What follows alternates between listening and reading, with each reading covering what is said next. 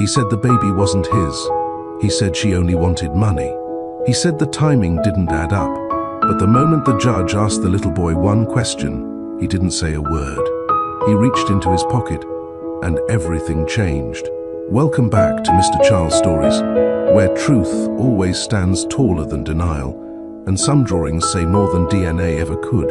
If you've ever known someone who mistook love for convenience, who didn't show up until the damage had a voice, like, share, and subscribe, because today's story reminds us, when silence walks into court with a child, the noise doesn't matter anymore. Let's begin.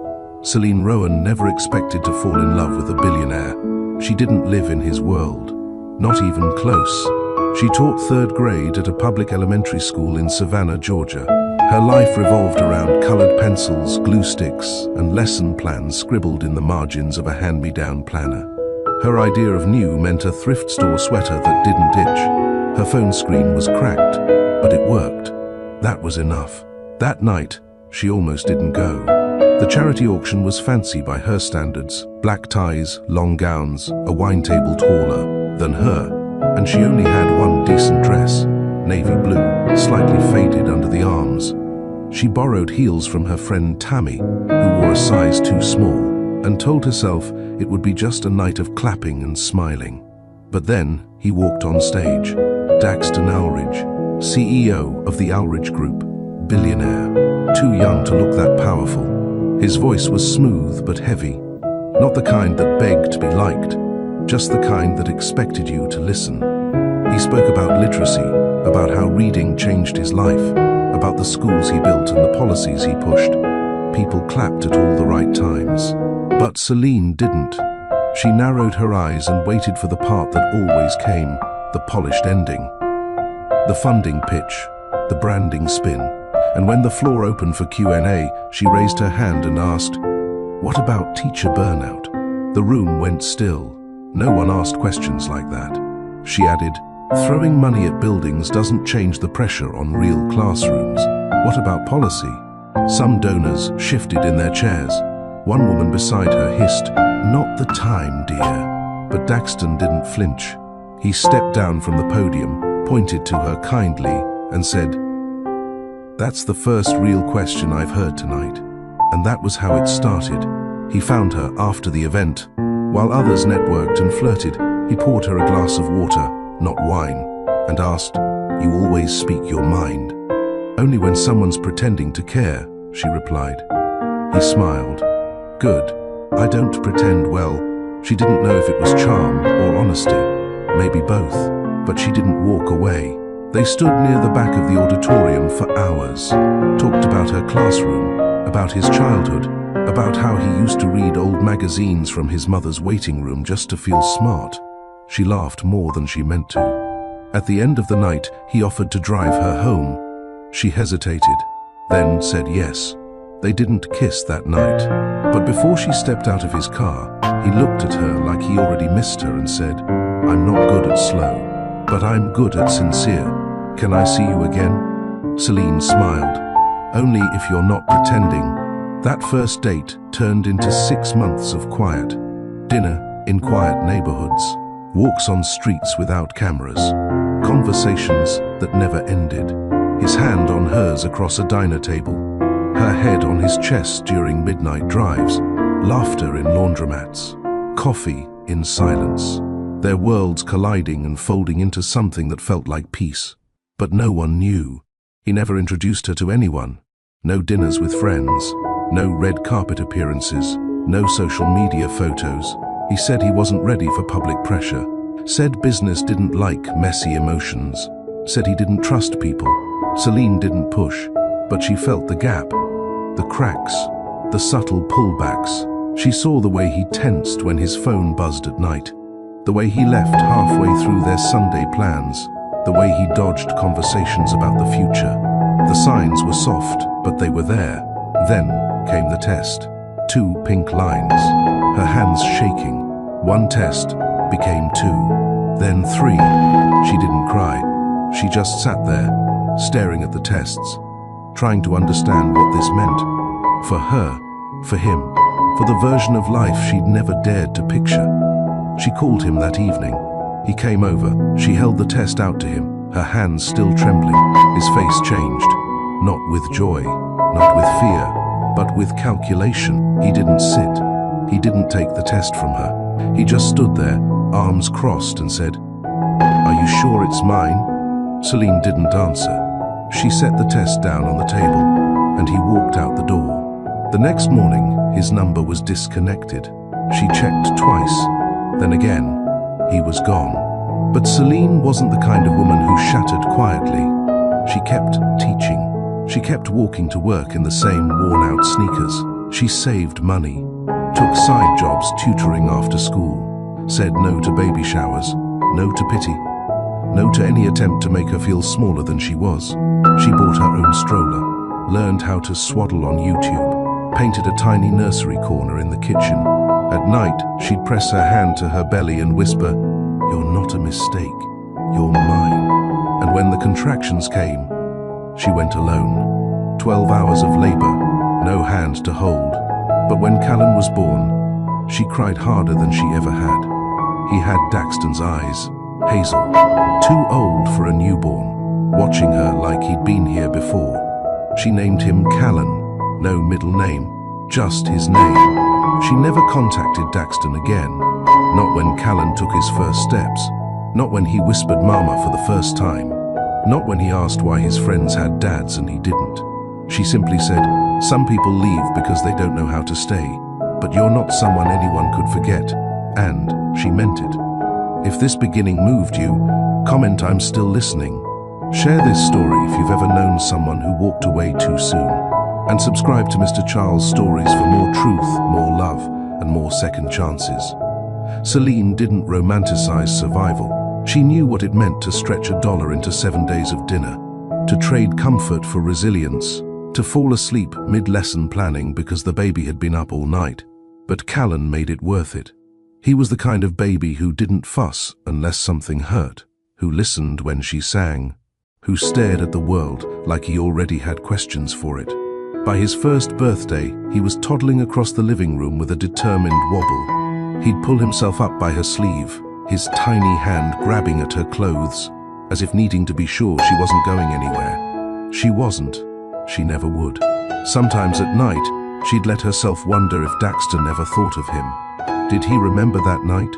Did he ever calculate how old the baby would be now? Did he lie awake knowing his son had his eyes?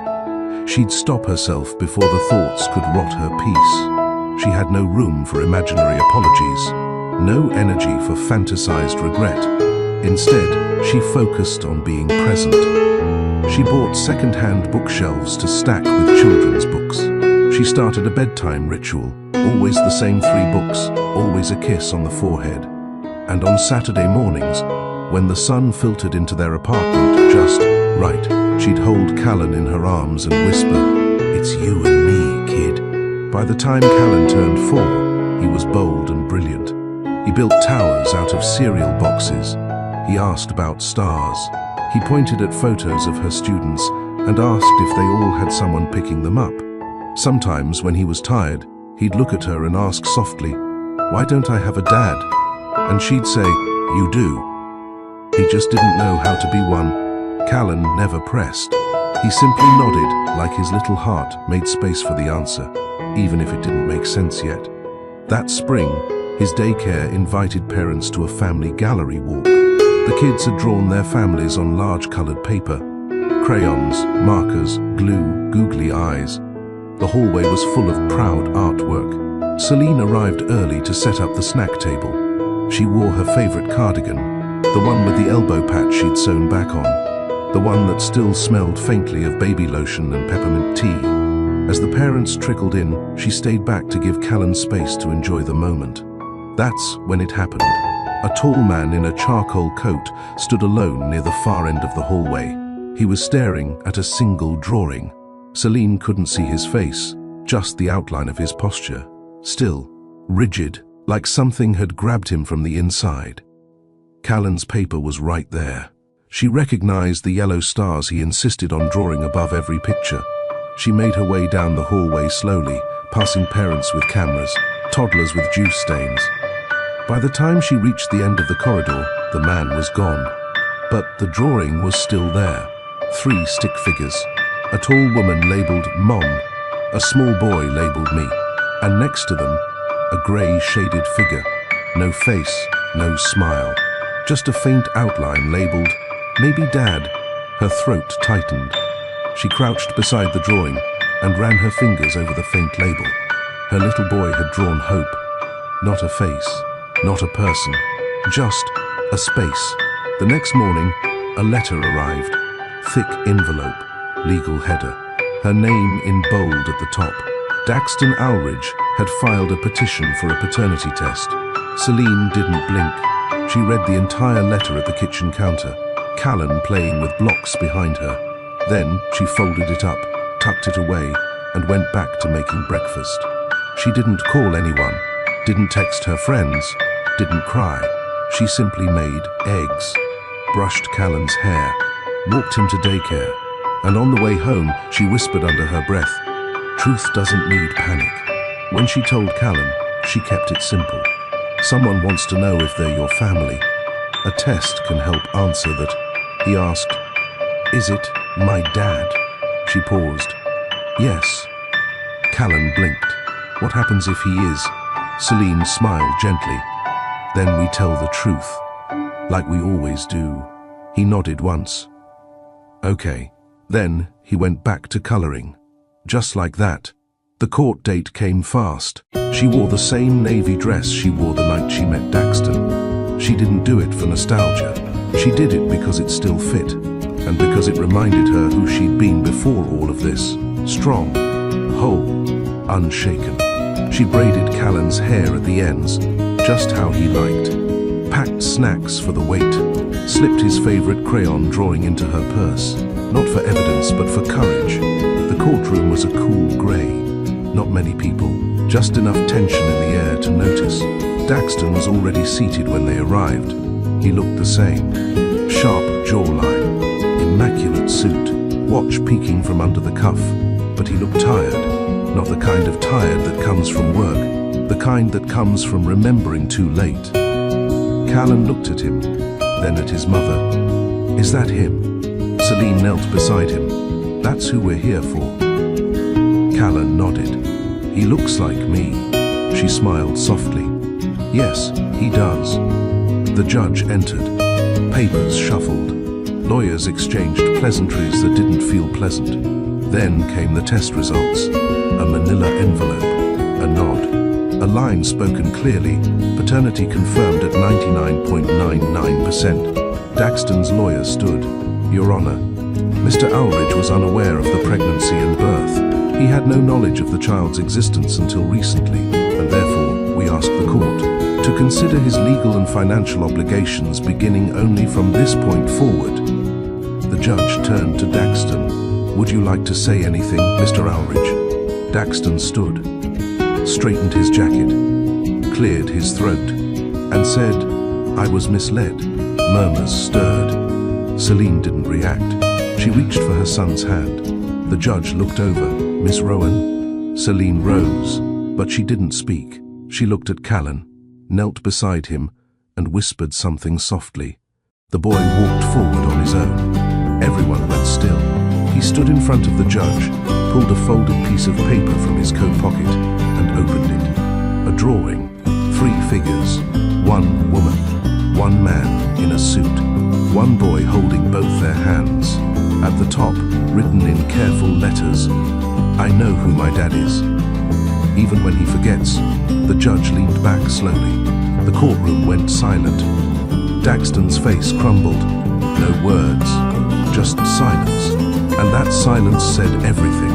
What would you do if the person who denied your child suddenly wanted a seat at the table? Would you open the door, or let the truth speak for itself? Let us know in the comments. If this story pulled at something real in you, share it. Someone out there needs to hear this. And don't forget, subscribe to Mr. Charles Stories for more powerful truths, second chances, and stories that stay with you. The next part is just beginning. The ruling didn't change much about Celine's daily life. She still woke before the sun, packed Callan's lunch, and walked him to school with his tiny backpack bouncing against his shoulders. She still drank her coffee while grading math quizzes. She still tucked him in every night with the same 3 books and a promise whispered into his hair, "You are always wanted." But the courtroom stayed with her, not because of the judgment, because of how Daxton looked when he heard Callan's words. That was not the face of a man who didn't care. It was the face of a man who'd finally heard the weight of what he walked away from. Still, she didn't reach out. She didn't wonder what he'd do next. She had done her part, shown up, spoken truth, stayed calm. The rest wasn't her burden to carry.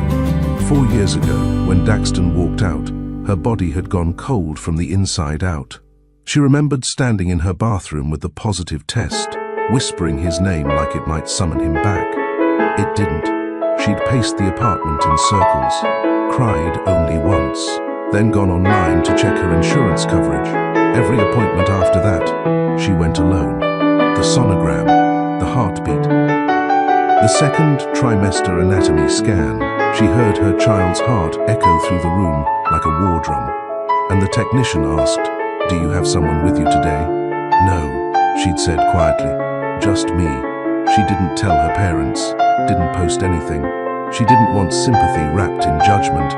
She only told Tammy, her closest friend and co-worker, who offered her spare baby clothes and stood by her without asking for details.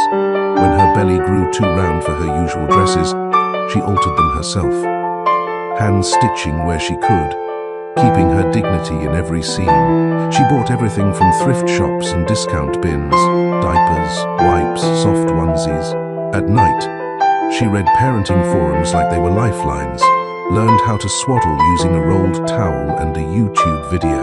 And when the labor pains started one cold January evening, she called a rideshare. No panic, no drama. She brought her hospital bag and a folded piece of paper with her emergency contact, Tammy's name and number. The nurse on duty smiled kindly as she was wheeled into the labor room. "You have a birthing partner coming." "No," she whispered. "Just me, 12 hours." She gritted through them all.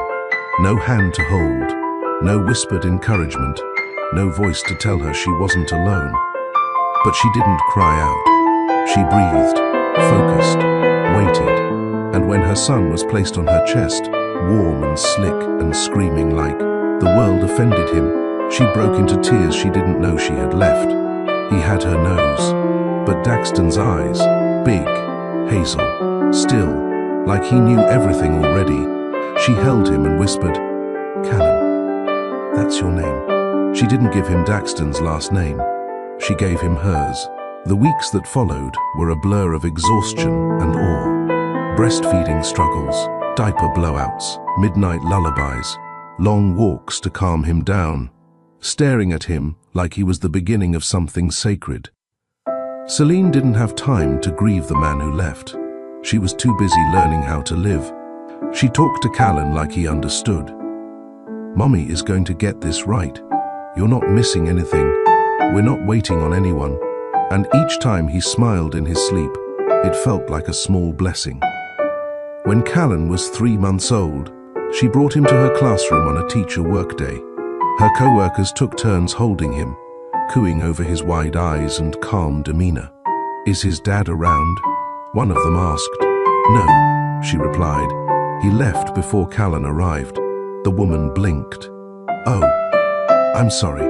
Celine smiled softly. "I'm not," because by then, she wasn't. Not anymore. She built a schedule that worked.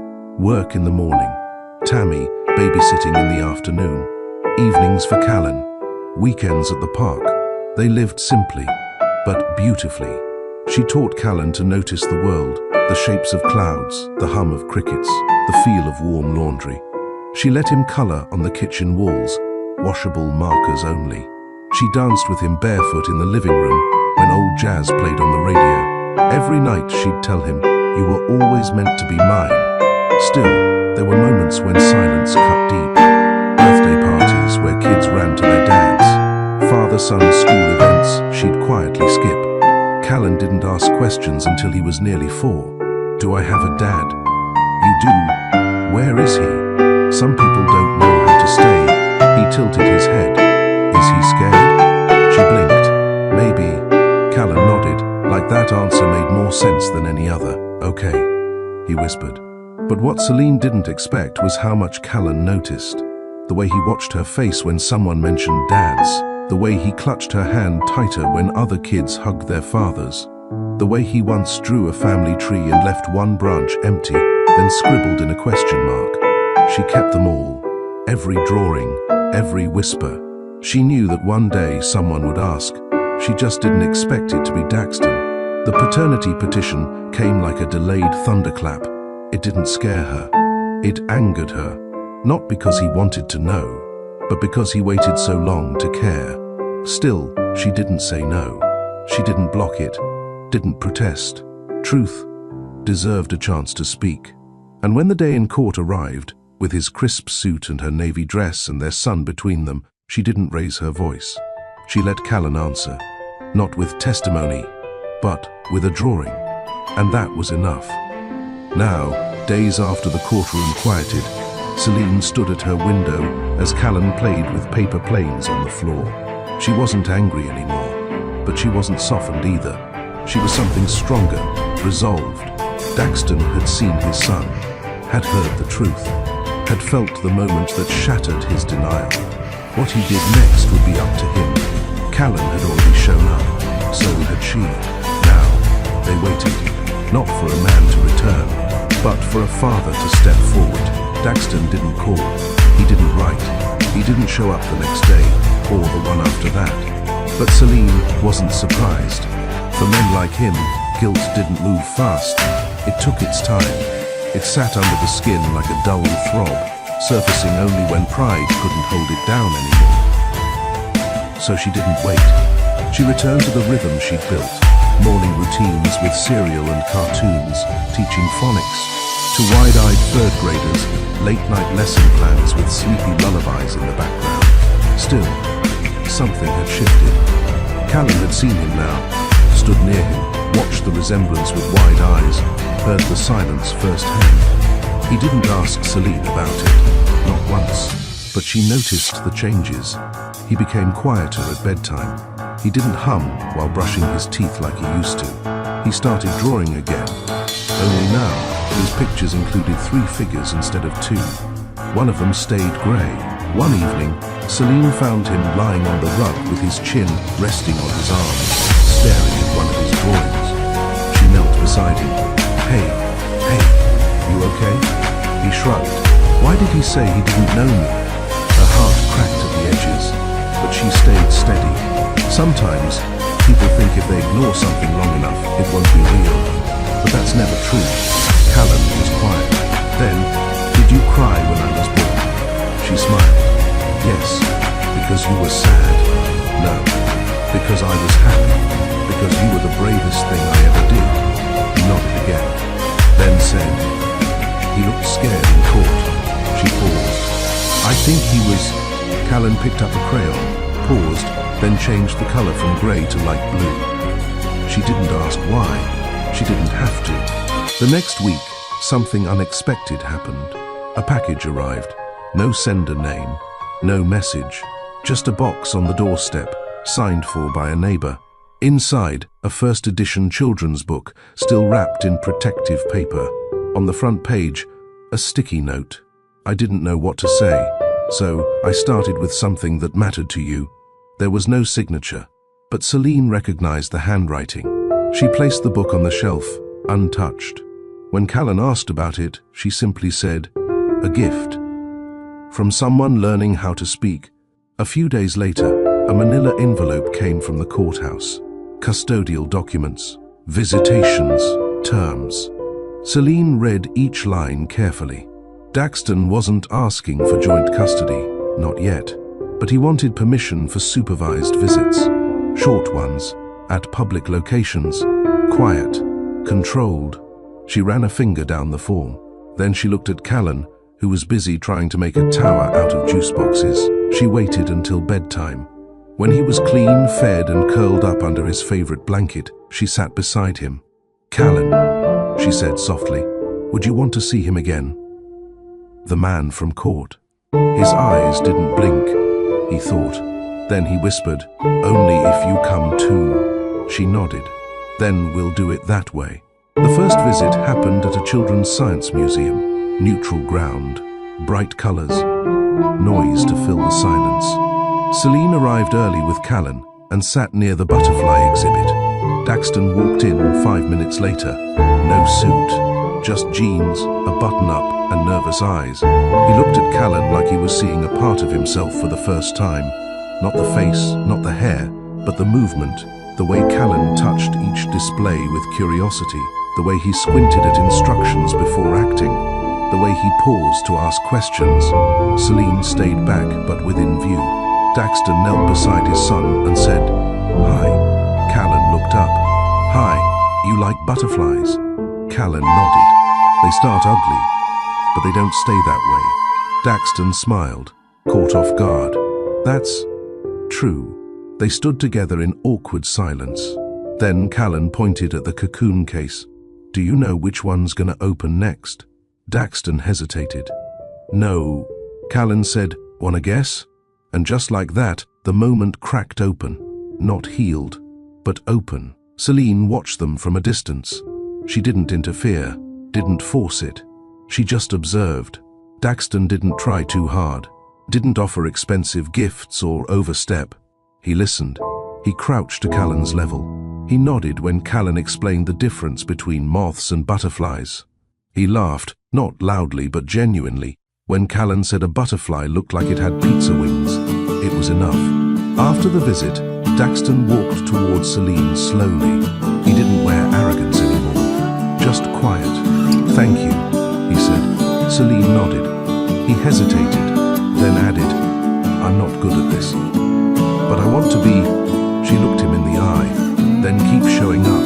He blinked. "That simple?" "No," she said, "but that honest." That night, Callan curled into her lap and asked, "Can we go again?" "Yes," she said. "If you want to." He nodded. Then, softly, "He doesn't feel like a stranger anymore." She kissed the top of his head. "That's because you're brave enough to try."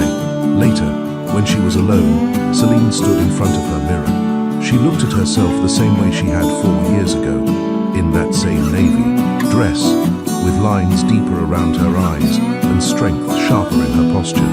She didn't feel victorious. She felt calm. This wasn't about revenge, or validation, or being right. This was about a boy who drew his hope in crayon, and a man who finally knelt down to see it. The visits became a quiet rhythm, once a week, always in public, always with Celine nearby. They rotated between places Callan loved, the library, the city park, the science museum, and sometimes the cozy corner cafe that served his favorite banana muffins. Daxton never missed a visit. He showed up early, dressed down, and stayed soft. He never brought gifts. He didn't push for affection. He didn't try to buy time with toys. Instead, he asked questions. He listened. He showed up. And slowly, the space between him and his son began to shrink, not in dramatic leaps, but in small, steady steps. Celine kept her distance, not out of coldness, but out of care. She wanted to give them room, while still protecting Callan from anything that felt unsure or forced. She paid attention to the little things, how Callan spoke after each visit, whether he slept well, whether he seemed anxious or excited before each meetup. So far, her son remained himself, curious, light-hearted, thoughtful. If anything, the weight in his eyes had softened. One Sunday morning, while folding laundry, Callan sat on the carpet drawing. Celine glanced over absently, expecting the usual suns and trees and superhero capes. But this one was different. 3 figures again, the same trio. Only this time, the third figure, previously drawn in grey, was now blue, still softer than the others, still incomplete, but no longer a shadow. She stopped what she was doing. Kneeling down beside him, she asked, "Tell me about this one." Callan tapped each stick figure. "That's me, that's you, and that's him. Why is he blue?" Callan shrugged. "Because grey means you don't know someone yet. Blue means maybe you do." Her heart pulled. not in pain, but in awe. She kissed his cheek and whispered, "You're incredible." He grinned. "I know." Daxton noticed it too, the shift. He never asked Celine for anything beyond what was already agreed. But one day, as they packed up after a park visit, he approached her slowly. "Can I ask some?" She looked up. "You can ask. If I were to keep seeing him like this, would you ever consider something more flexible? Like a walk to school now and then, a game day, something small?" Celine didn't answer immediately. Instead, she said, "Why do you want that?" He didn't flinch. "Because I missed the first years, and every minute now feels like it's trying to catch up with what I let go." She nodded once. "I'll think about it." It wasn't a no. It was her way of protecting peace. That night, Celine sat with a notepad and started writing. Not a journal, not a letter, just questions to herself. What does Callan need most right now? Is Daxton doing this for image or for healing? Can a man who walked away become consistent now? What would it mean to let him into the quiet corners of our life? She didn't have the answers yet, but she wanted to make decisions from clarity, not fear, not resentment. That alone was growth. Meanwhile, Callan's teacher called her in for a parent meeting. Celine's stomach knotted. She always prepared for the worst. Budget cuts, behavior concerns, and other things she'd have to fix alone. But Mrs. Varelli smiled the moment she walked in. "Nothing's wrong," she said quickly. "Actually, I wanted to show you something." She handed Celine a folded paper from Callan's writing folder.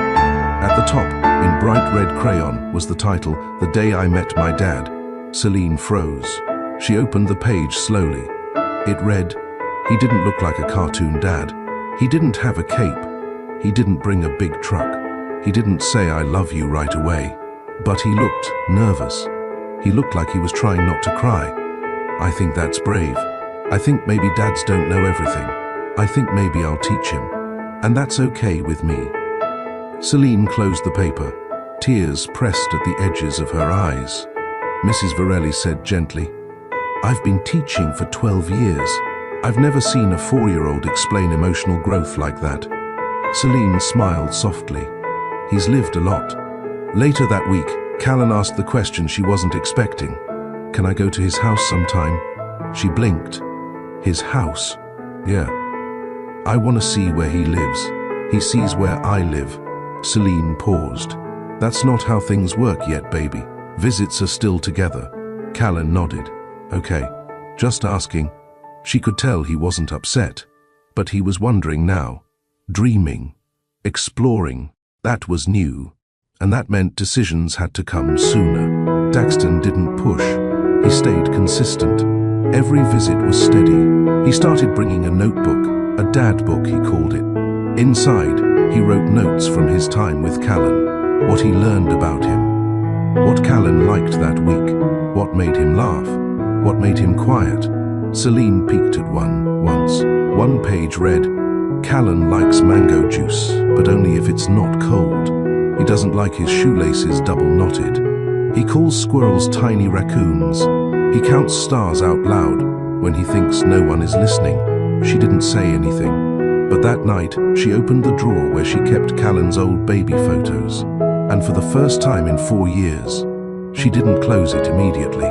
Celine didn't believe in quick forgiveness, not because she held on to anger, but because she knew trust wasn't rebuilt by gestures.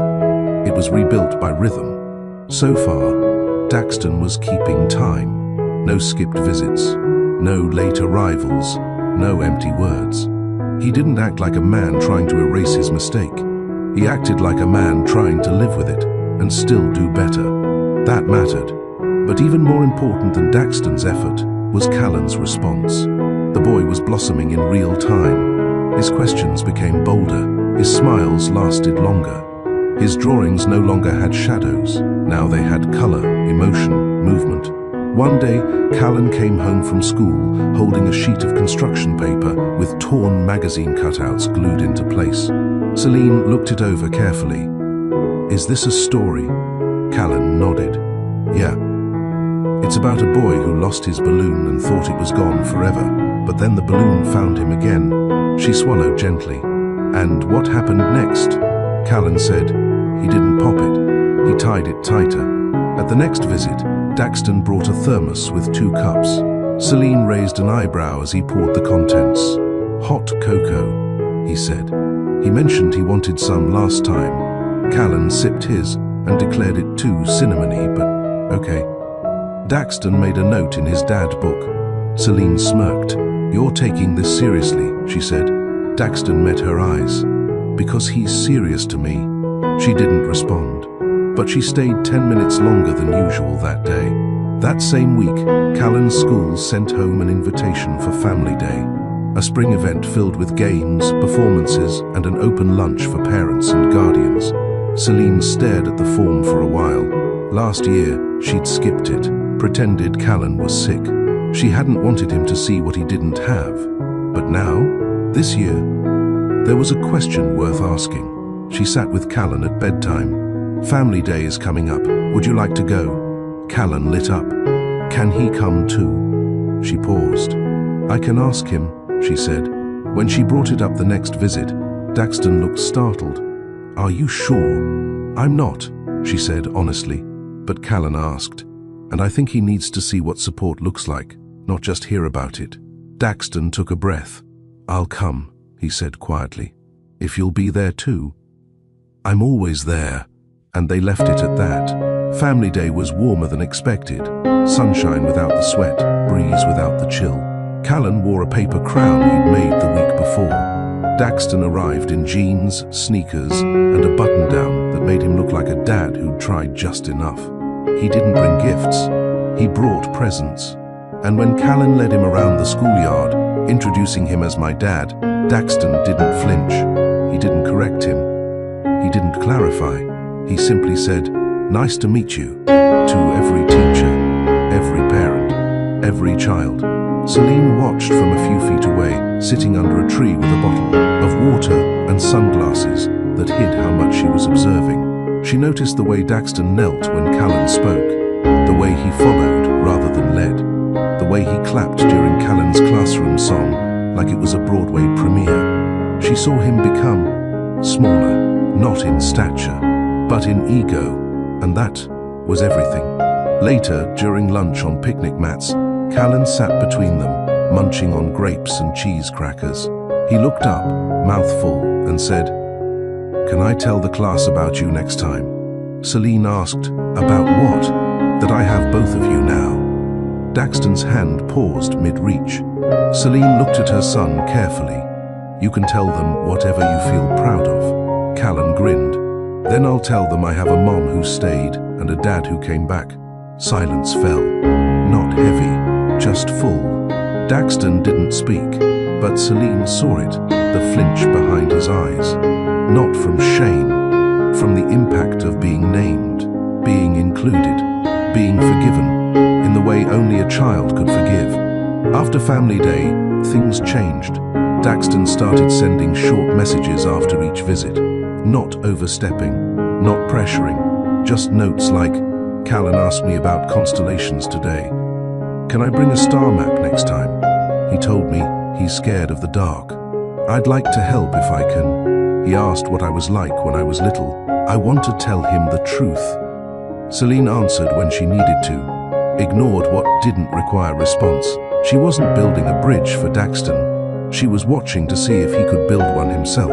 Then came the drawing, the one that changed everything. It wasn't just 3 stick figures anymore. It was a full family portrait, childlike but bold. 3 people at a table, laughter drawn in swirls around them. A dog in the corner, even though they didn't have one. And above their heads, 3 speech bubbles. Celine said, Time to eat. Daxton said, I got dessert. And Callan said, We're all here. Celine stared at the paper for a long time, then folded it neatly and tucked it into her drawer, next to the baby photos, the hospital bracelet, and a letter she never sent. That night, after Callan fell asleep, Celine sat on the couch in silence. No TV, no music, just quiet. And in that quiet, she finally admitted something. She didn't hate Daxton anymore. She didn't trust him yet, not fully. but she no longer waited for him to disappoint her. Now, she simply watched, and for the first time in years she let herself believe maybe some people could learn how to stay. The family courtroom wasn't loud. It didn't roar like the ones on TV. No shouting, no slamming of hands, just paper, whispers, and eyes that watched everything too closely. It was the kind of room where truth couldn't hide, where silence said more than speeches, and where Daxton Alridge, for the first time in his life, felt small in a way that mattered. Weeks had passed since his first visit with Callan. He'd stayed consistent. He'd shown up. And now, he wanted more time. Not full custody, not rights for show, just the ability to meet his son without Celine having to hover nearby, to walk him to school one morning, to pick him up one afternoon, to say goodnight once without an exit sign in the background. The judge reviewed the documents silently. Celine sat on one side, composed in a charcoal blazer, her hands resting gently on her lap. Callan sat in the hallway with Tammy, coloring, unaware of what was being decided inside. Daxton sat on the other side. No lawyer today. He wanted to speak for himself. The judge looked up. "Mr. Alridge, you're requesting an expansion of visitation privileges." "Yes, Your Honor." No legal challenge was submitted by the mother, but I would like to hear from both of you before proceeding. Daxton stood. His voice didn't shake, but it wasn't cold either. "I'm not here to rewrite the past. I missed the first years of my son's life. That's something I can't undo. But I can learn, I can show up, and I have been..." He glanced briefly at Celine. "I'm not asking for full access, just a small space, a walk to school, a few hours on a weekend, enough to know what his days feel like. Enough for him to know I'm not going anywhere." The judge nodded once, then turned to Celine. "Ms. Rowan." Celine stood slowly. She didn't raise her voice. She didn't tremble. She simply said, "I've seen effort. I've seen consistency. I've seen my son grow lighter in ways I didn't expect." Then she added, "But I also know that children don't measure love by court dates or scheduled visits. They measure it by presence, a pause. I'm not ready for overnight stays, but I am willing to allow short, unsupervised visits, school walks, museum mornings, so long as the rhythm stays." The judge leaned back. "It seems both parties have found a rhythm worth protecting." A brief silence. Then the ruling came. Approved. 1 weekday morning walk per week. 1 bi-weekly weekend visit up to 4 hours. Review in 3 months. Daxton exhaled quietly. Celine nodded once. The gavel didn't slam. It simply tapped, and the next chapter began. Outside, Callan sat on a bench swinging his legs, coloring a robot with green arms and orange legs. When he looked up and saw them walking out together, he smiled. "Did the judge like my drawing?" he asked. Daxton blinked. "Drawing?" Celine smiled. "He asked if he could make something for the judge. I told him the judge wouldn't keep it, but he said that's okay. He just wanted him to see it." She handed Daxton the paper. It was a stick-figure robot with a big heart in the middle. Under it, written in Callan's blocky print, "Some people build things. Some fix what they didn't build." Daxton swallowed hard. "He's something else." "He is," Celine said softly. "He always has been." The next morning, Daxton stood outside their apartment building 10 minutes early. He wore sneakers and carried Callan's favorite chocolate granola bar in his pocket. At exactly 7:45, the door opened. Callan came out in a red hoodie and blue jeans, a backpack that bounced with every step. "You're really here," he said, slightly surprised. Daxton smiled. "Told you I would be." Callan handed him a piece of paper. "What's this?" "A map of the walk to school, just in case." Daxton opened it. Crayon lines, labeled trees, a donut shop, a dog that always barked from a window. And at the bottom, "Don't forget to ask me stuff while we walk." Daxton laughed, noted, and they walked. They talked about ants, stars, and why sidewalks crack. Callan asked about Daxton's favorite cereal. Daxton confessed it was the same one Callan loved, chocolate corn puffs. say granola in meetings to sound grown up. Callan laughed like it was the greatest secret he'd ever heard. They reached the school gate too soon. Callan paused. "Can you come next Wednesday too?" "Every Wednesday," Daxton promised. "If it's okay with Mom." Callan nodded. "I'll draw you a new map each time." He ran inside. Daxton stood there for a minute, breathing, smiling. Celine watched from across the street, unseen. She hadn't told Daxton she'd be there. She just wanted to make sure. And when she saw Callan hug him goodbye, when she saw Daxton fold the paper map like it was gold, she knew. This was not the man who had left. This was the man who came back to stay. 3 weeks into the new visitation arrangement, Celine noticed a shift in her son's morning routine. Callan, who once dragged his feet toward the bathroom, now jumped up at the first knock. He brushed his teeth without reminders. He picked out his own outfits and laid out his socks beside his sneakers like he was preparing for an inspection. He called them Dad Days, Wednesdays. Every one of them now carried a little extra shine. Daxton didn't miss a single one.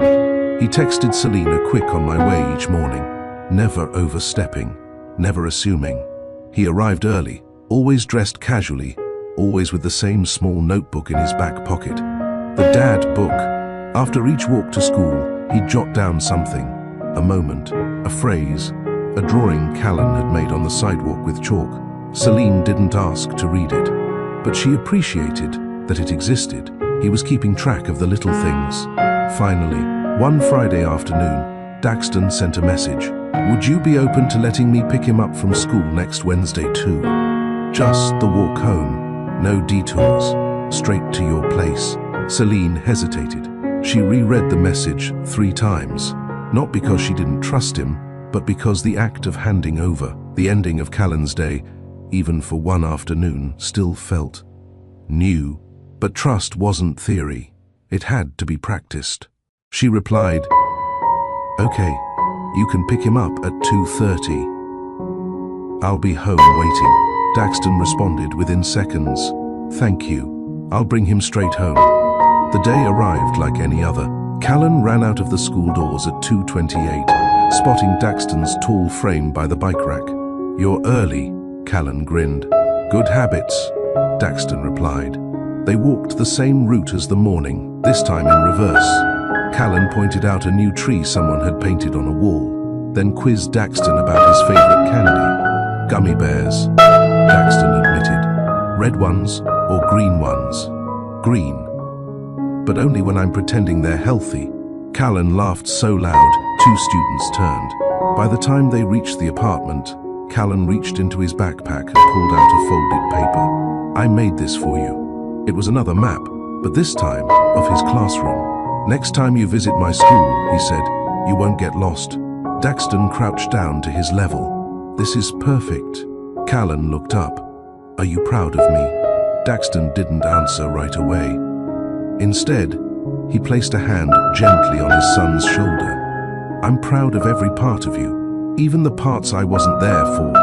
Callan blinked slowly, then nodded once. "Okay," he said. "Good." Celine opened the door before they knocked. She'd watched from the window again. This time, not out of caution, but out of witness. She was watching a father be written, one visit at a time. That night, as Callan slept, Daxton sent her a message. "Thank you for letting me fix the part I broke. I don't take it lightly." She stared at the message longer than she intended to, then typed back, "Fixing doesn't mean erasing. It means doing better. That's what he needs." Daxton replied, "And you?" She paused, then typed, "I'm learning too." The next visit, they went to the museum again. It was Callan's idea. He wanted to show Daxton the moon machine, which was really just a dome projector that played an animated space documentary. Daxton bought tickets, let Callan lead the way, and sat through the entire 22-minute show in silence, even when Callan whispered random facts in his ear. Afterward, they sat on the floor of the museum's reading corner, flipping through picture books. Celine sat nearby with a magazine, pretending not to listen, but she heard it anyway. Callan said, If you stayed before, would you have taken me to this place? Daxton didn't lie. I don't think I would have known how, but I would have learned. Callan nodded. You're learning now. And with that, he leaned into Daxton's side. Not a hug, not dramatic, just trust, simple, quiet, real. Celine excused herself for a moment and walked to the restroom. She stared at herself in the mirror. Same tired eyes, same soft strength, but something inside her was loosening. Not toward Daxton, not toward the past, but toward possibility. The possibility that her son could grow up knowing he was loved from both sides, even if one side had arrived late. That evening, Daxton walked them both home. At the door, Callan gave him a high five and ran inside. Celine lingered. Daxton stood still. Thank you, he said. Celine looked up. For what? For letting him believe in me. She held his gaze. He doesn't believe in you because I let him, she said. He believes in you because you earned it. Daxton's throat tightened. I want to keep doing that. Celine nodded once. Then keep showing up. And she closed the door. Not on him, but behind her, because nothing was being locked anymore. Callan's favorite thing to do lately was fold paper. Not just origami, though he called it that. He folded drawings, notes, stories, paper airplanes, and tiny envelopes that didn't hold anything at all. Each one meant something, and when he handed one to you, he didn't tell you what it said. You had to open it to find out. One Sunday afternoon, Celine stood by the sink washing dishes when Callan tiptoed in with a folded square in both hands. This one's for you, he said. She dried her hands and knelt to take it. Inside, drawn in colorful lines, was a stick figure version of her, and above her, the word anchor. What's this mean? She asked. Callan tilted his head. You keep us still when stuff gets windy. Her heart pulsed, full and quiet. She hugged him close, whispering, You see everything, don't you? He grinned. I try. Daxton had started collecting his own stash of folded notes. He didn't say it out loud, but he kept every single one Callan gave him, tucked neatly in the same small leather journal where he recorded their visits. He didn't call them memories. He called them promises kept. By now, their rhythm was clear. Wednesdays for school walks, bi-weekly museum or library visits, a few Saturday mornings at the park. The court had reviewed the progress at the 90-day mark and extended Daxton's visitation privileges. Still no overnights, but longer days were now approved. Celine agreed, with one condition: Callan would set the pace. If he ever asked for space, Daxton would respect it. Daxton had nodded without hesitation, because he knew now fatherhood wasn't control. It was presence and permission. During one visit, Callan tugged Daxton's sleeve and said, You don't have to dress nice all the time. Daxton blinked.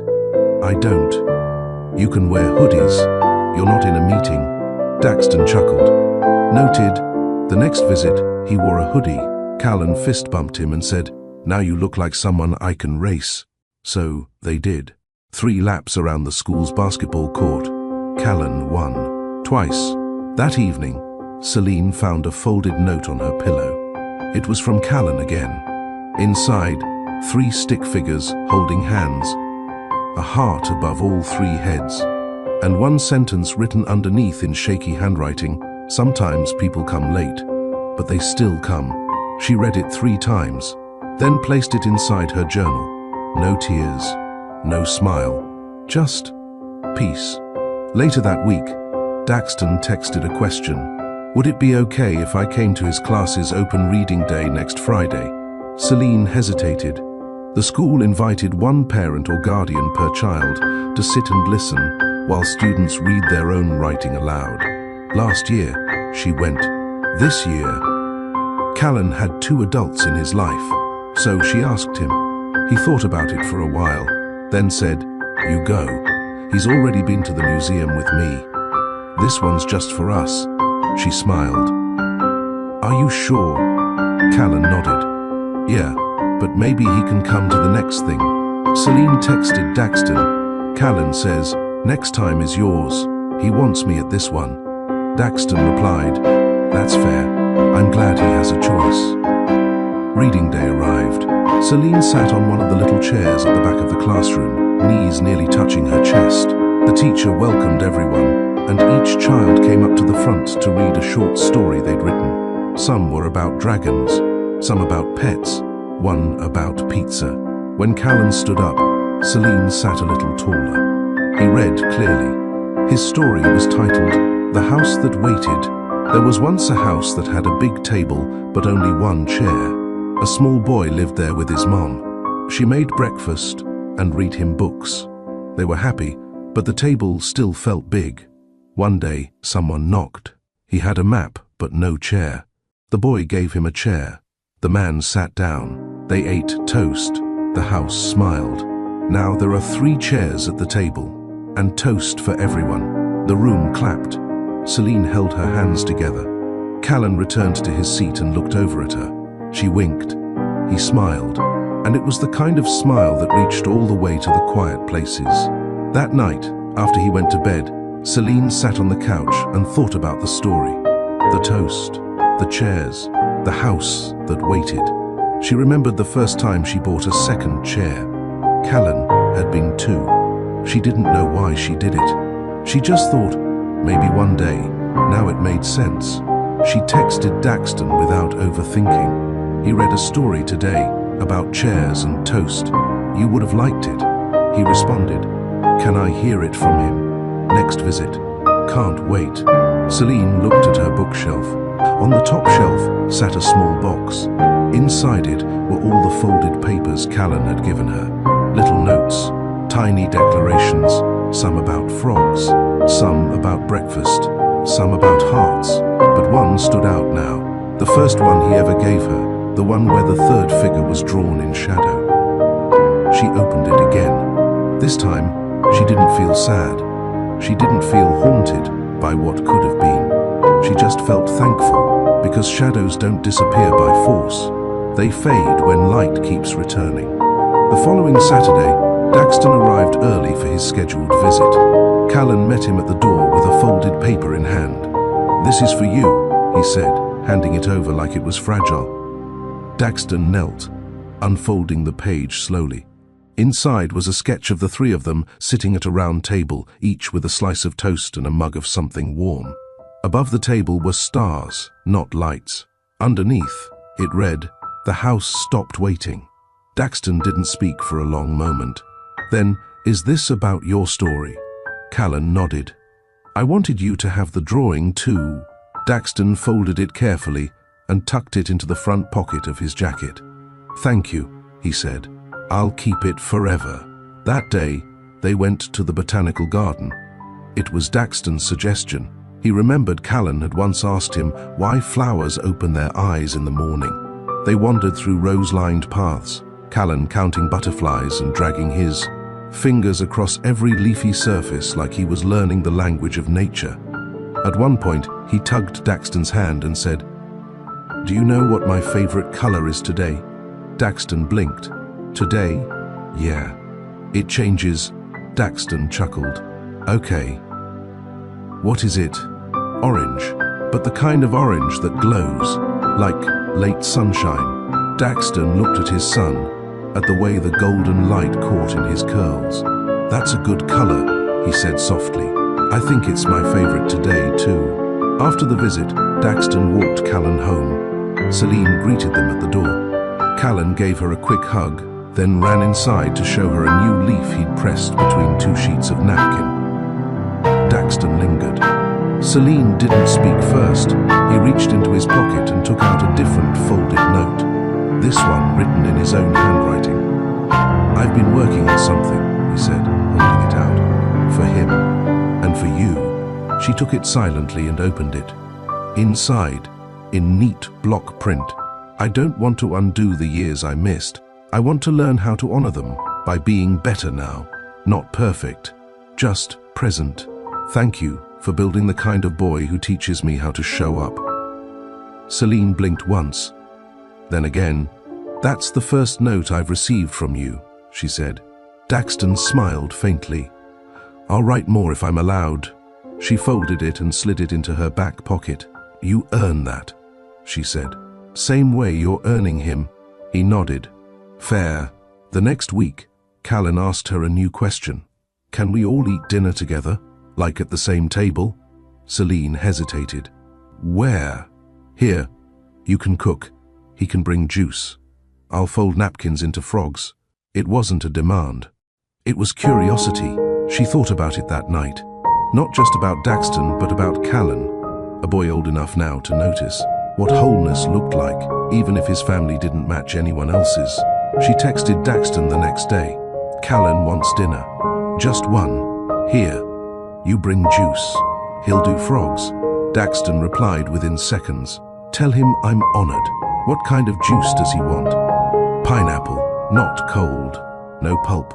"Got it." That Friday evening, Daxton arrived with a paper bag and a nervous smile. Callan pulled him into the apartment by the wrist.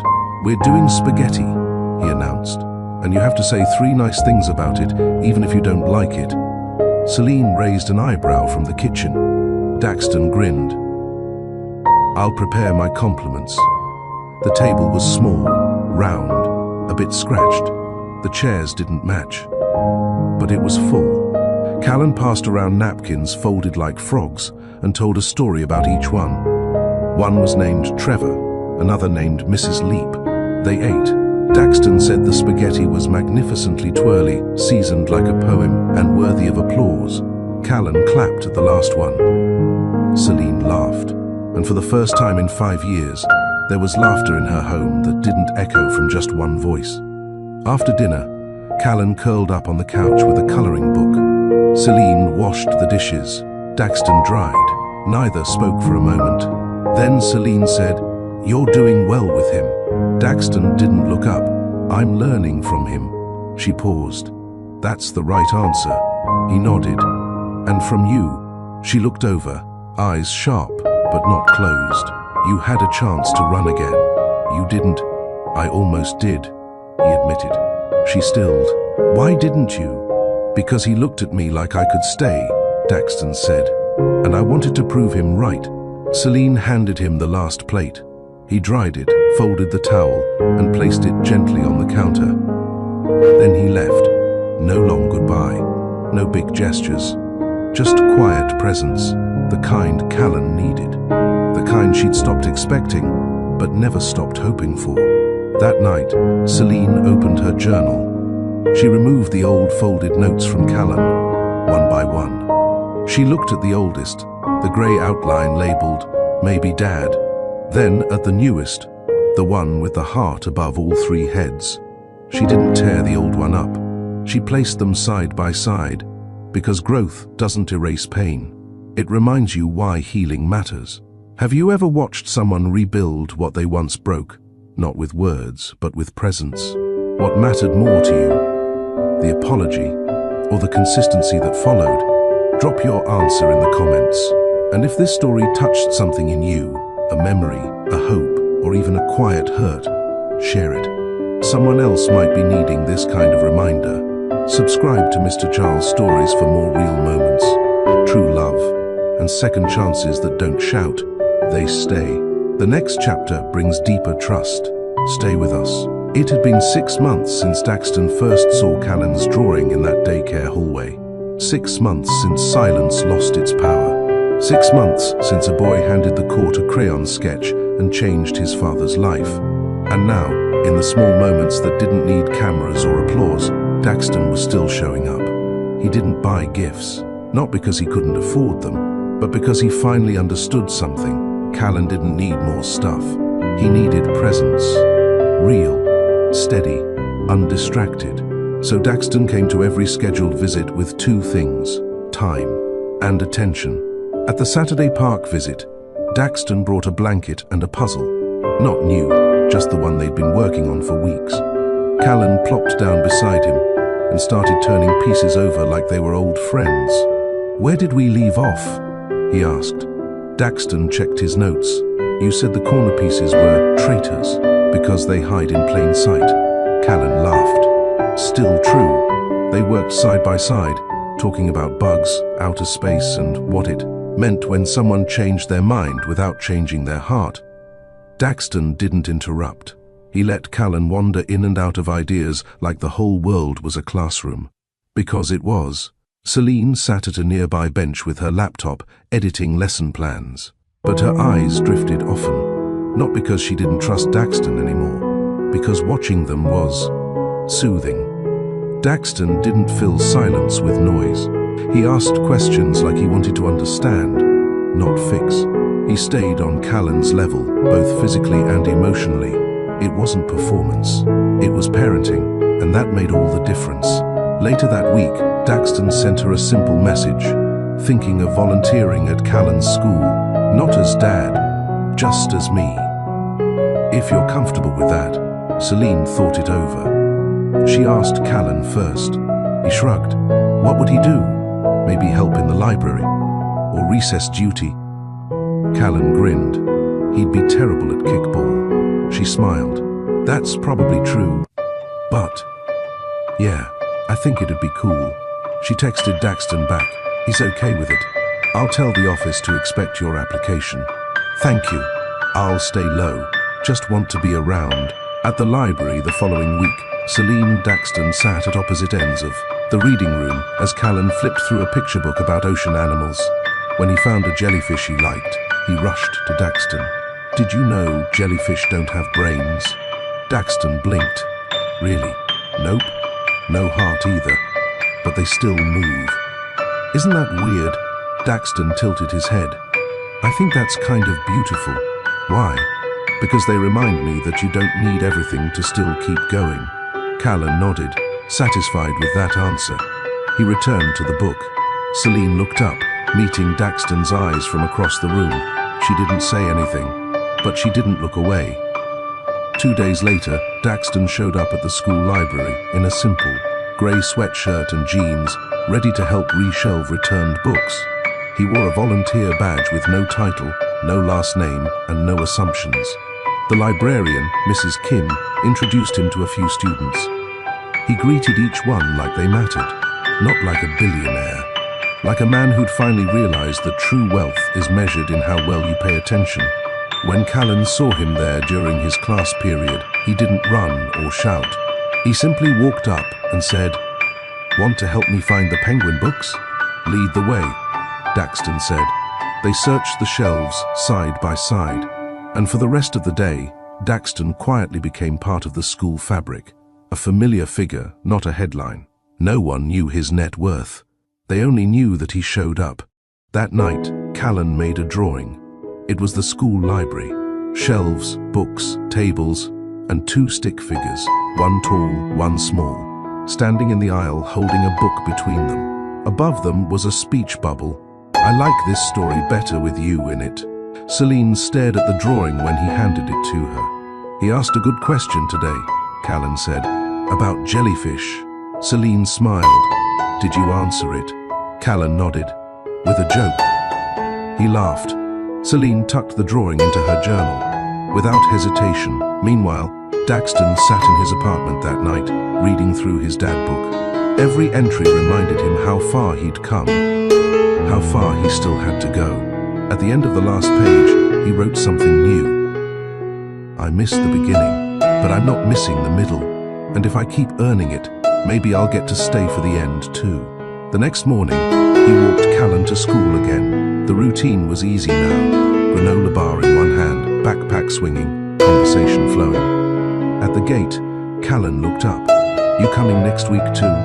"Every week," Daxton replied. "Good. I got more questions." "I've got more time." Callan nodded like they had a contract. Then, he ran inside.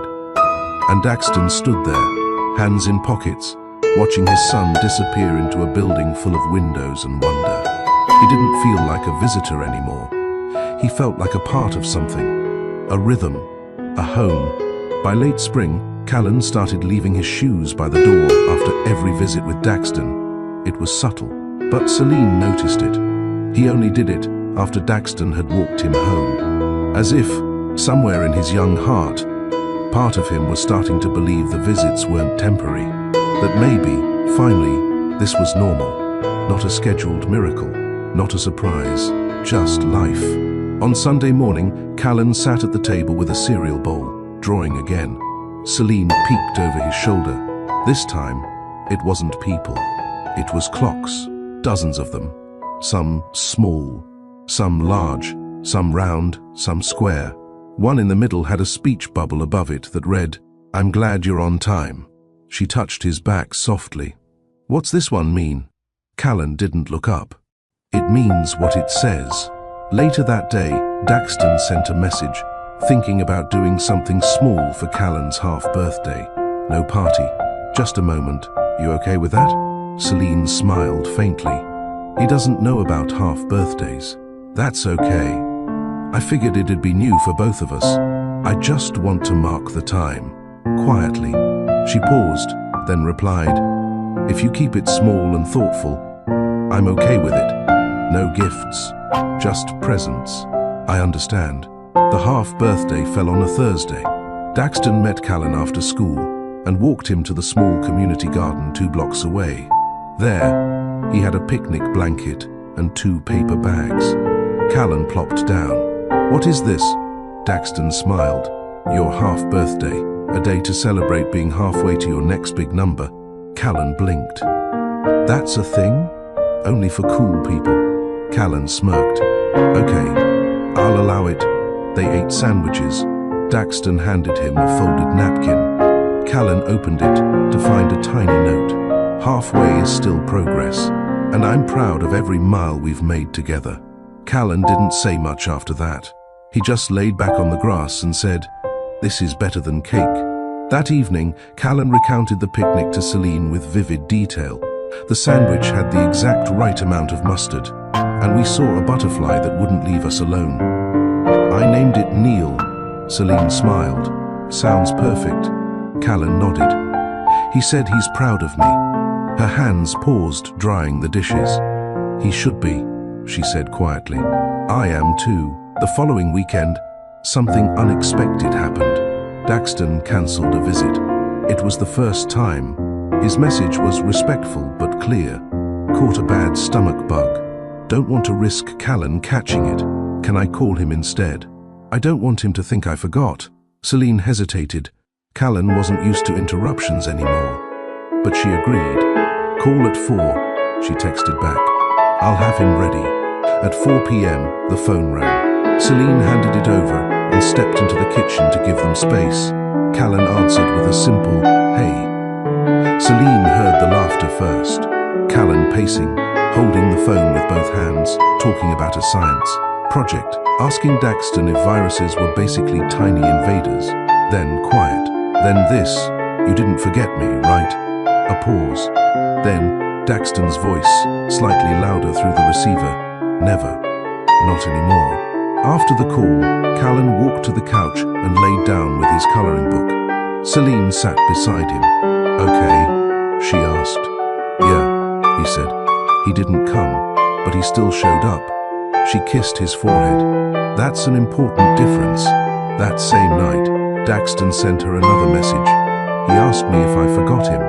That broke me a little. "I won't miss again unless I absolutely have to." She typed slowly. It broke him a little too. "But he recovered because you told the truth." A few days later, Daxton was back. Healthy, present, grounded. He and Callan met at the park with their puzzle. Callan handed him a new piece, one he'd saved. "You missed a piece last time," he said, "but I didn't forget where it goes." Daxton took it with steady hands, and together they finished the picture. Meanwhile, Celine watched the puzzle fill in, not just the cardboard one, but the one her life had become. She hadn't planned this redemption arc. She didn't script the return, but she allowed it. And that choice, every week, every moment, every tiny yes, had made all the difference. That evening, Callan fell asleep early. Celine stood at the window, arms folded. Her phone buzzed. "Daxton again. Thank you for never lying to him. It gave me the space to tell the truth." She didn't reply. She simply opened the drawer beside her desk, took out the old grey drawing, and placed it gently underneath the newest one. One was hope without shape. The other was love with definition. Both were real, but only one stayed. Celine had never asked Daxton for anything. Not during the pregnancy, not during the silence, not even after the courtroom drawing that broke him wide open. She never demanded. She never begged. She simply told the truth, once, and let him choose what kind of man he wanted to be in response. That quiet strength wasn't for show. It was who she was, and Daxton had come to respect it more than anything else. Lately, he thought about it every time he pulled up to their building. Celine didn't hover. She didn't micromanage his visits. But her boundaries were clear. He could feel them, even when she wasn't in the room. There were unspoken rules. Show up early, not late. Never make a promise he couldn't keep.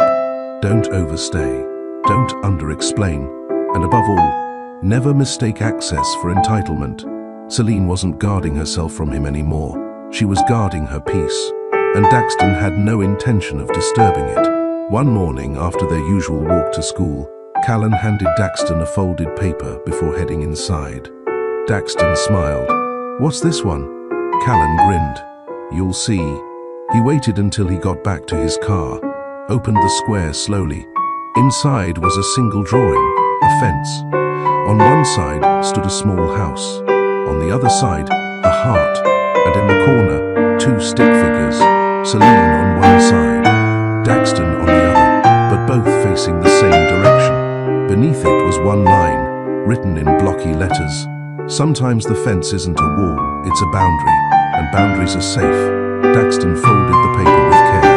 He didn't cry, but something inside him quieted even further. That week, he decided to begin therapy. No prompt, no push, just a desire to figure out what made him run in the first place. From love, from fatherhood, from accountability.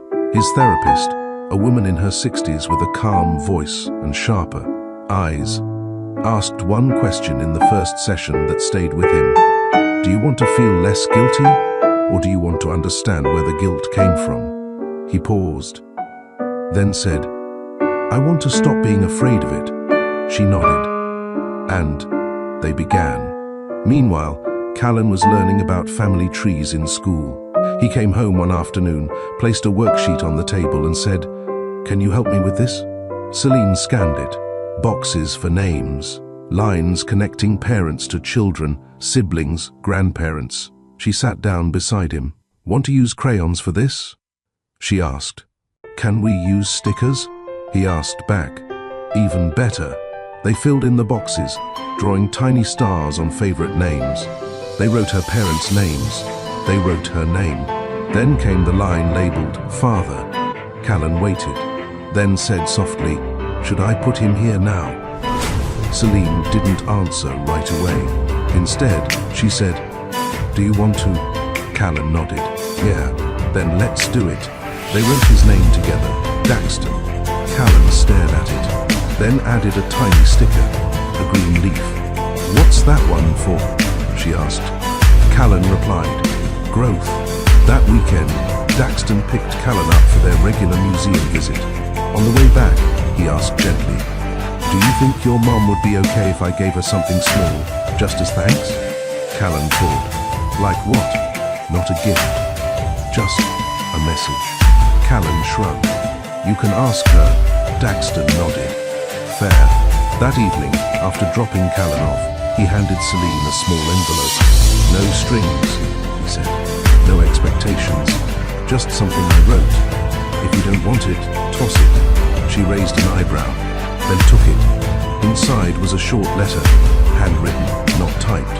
"Celine, I don't know what strength looked like to me before I met you, but now it looks like a woman who raises a child in silence and doesn't lose her voice. You could have made me the villain. You didn't. You could have chased me. You didn't. You let truth stand alone, and because of that, I had to face it. Thank you for protecting you, and thank you for never needing me to heal, only to show up." Daxton. Celine didn't respond right away, but she didn't tear it up. She folded it neatly and placed it inside her drawer next to the note he'd given her weeks ago. A rhythm was forming, one of repair, not romance, not yet, but of mutual clarity, and that was enough. The next weekend brought spring's earliest bloom. Soft air, brighter skies, and a reminder that nothing stays frozen forever. Celine was in the kitchen, slicing apples for Callan's snack, when she heard the knock. She opened the door to Daxton, holding a large poster board, a handful of markers, and an awkward smile. "What's all this?" she asked, wiping her hands on a kitchen towel. "School project," he said, holding up the board. "Callan said you were working late tonight. I figured we could finish it together before then." Celine hesitated, then stepped aside. "He's in his room." Daxton nodded and walked in, placing the board on the table like it was glass.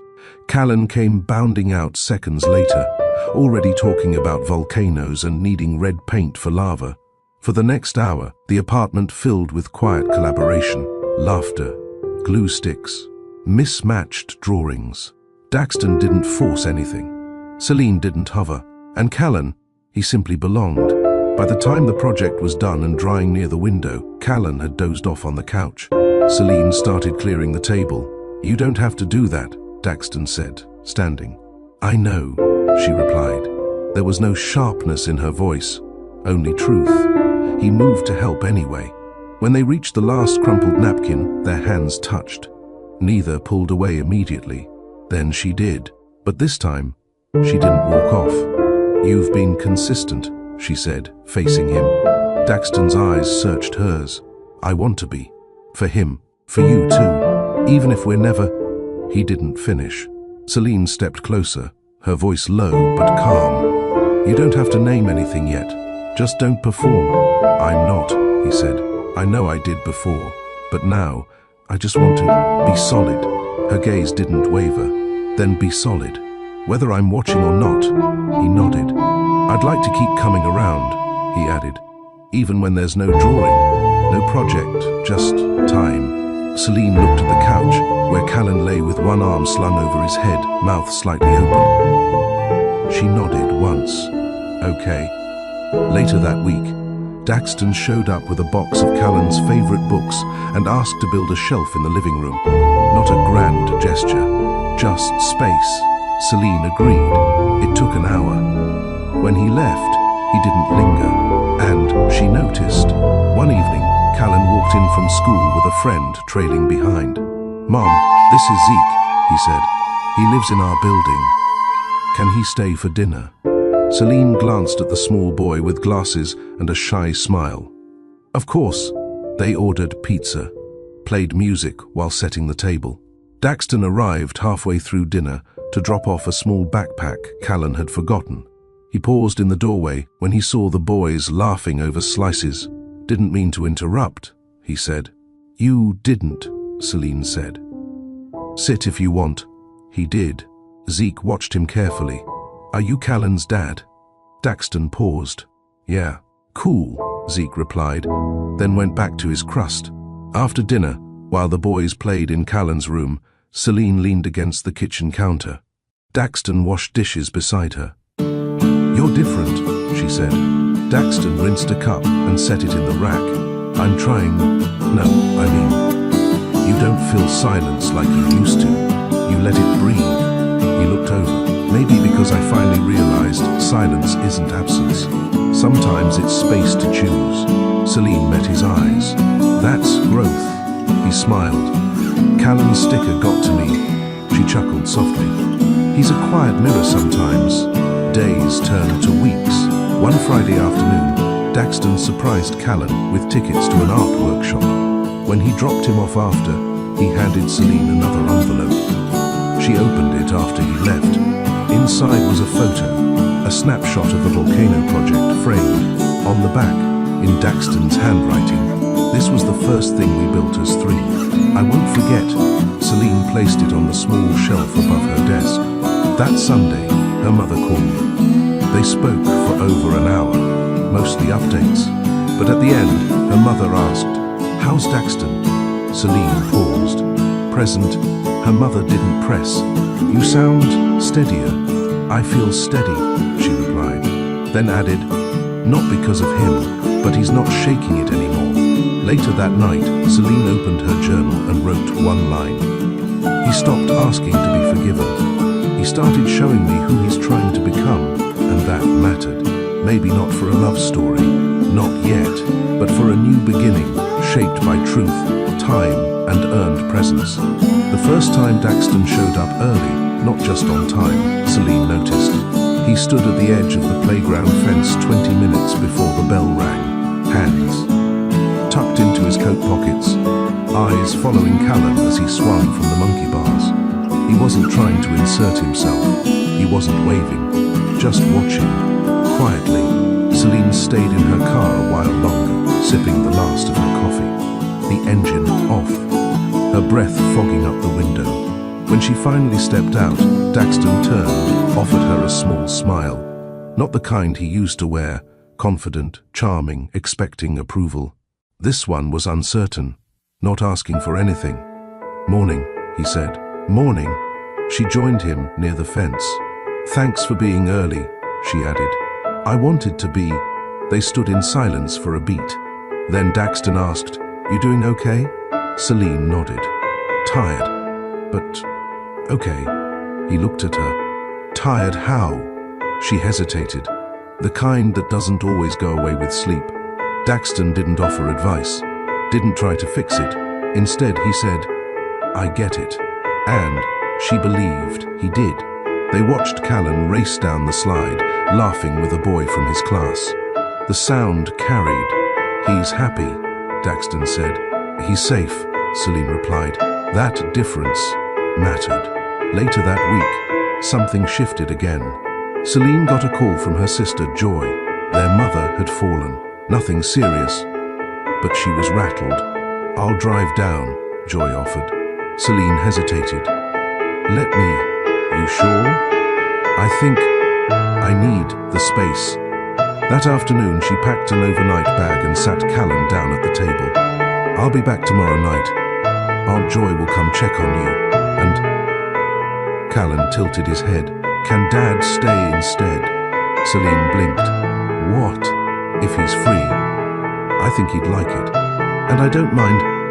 Her heart skipped. "You sure, baby?" Callan nodded. "We can watch that robot movie."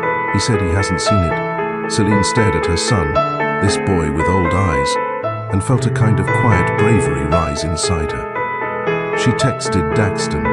"Celine, Callan asked if you'd like to stay with him tomorrow night. I'm heading out of town briefly. Your call." "Daxton, I'd be honored." "Celine, rules are in the kitchen drawer. Wi-Fi passwords under the modem. He gets cranky without sleep." "Daxton, got it. I'll be there by 6. That night, she left without waiting to second-guess it. She drove 2 hours to her mother's small house just outside Madison. The visit was uneventful. A sprained wrist, a few errands, takeout on the couch. But the silence in her own head felt strange, like a missing background hum. She called once. Callan answered. They were halfway through the robot movie. "Is he feeding you junk?" she teased. "We had tacos," Callan said proudly. "And he let me pick the toppings." She smiled. "Okay. I'll call again in the morning." That night, Daxton didn't sleep in the guest room. He didn't sleep at all. After Callan fell asleep, he wandered the apartment slowly. He noticed the framed school photos in the hallway, the worn-out stuffed bear on the armchair, the dented mug in the dish rack, the one Celine used every morning. It felt like a sacred space, not fancy, not showy, but built with care.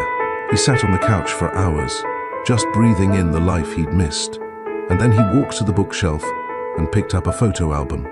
Page after page, it hit him. The milestones he wasn't there for. Callan's missing teeth, the backyard birthdays, the drawings taped to walls. He closed the album gently and whispered, "I'm sorry," to no one, to everyone. When Celine returned the next evening, the apartment was spotless. Callan ran to hug her, rattling off everything they did. Then he paused. "Can Dad stay for dinner?" She looked at Daxton. He didn't answer for him. Instead, he said softly, "Only if you're okay with it." Celine glanced between them. "Sure," she said. She made spaghetti. Callan set the table. And for the first time in years, they sat together, not as a couple, not as broken people, but as something slowly mending. Halfway through dinner, Daxton looked up. "I've been thinking of moving closer." Celine paused. "How close?" "Walking distance. Maybe a few blocks." Callan beamed. Celine didn't speak right away. Then, "If that's what you want," he nodded. "It is. Not to crowd you, but to be present." She met his eyes. "Then do it for you, not for guilt." "I am." And somehow, she believed that too. After dinner, while Callan brushed his teeth, Celine and Daxton stood in the kitchen. "You didn't have to clean the place," she said.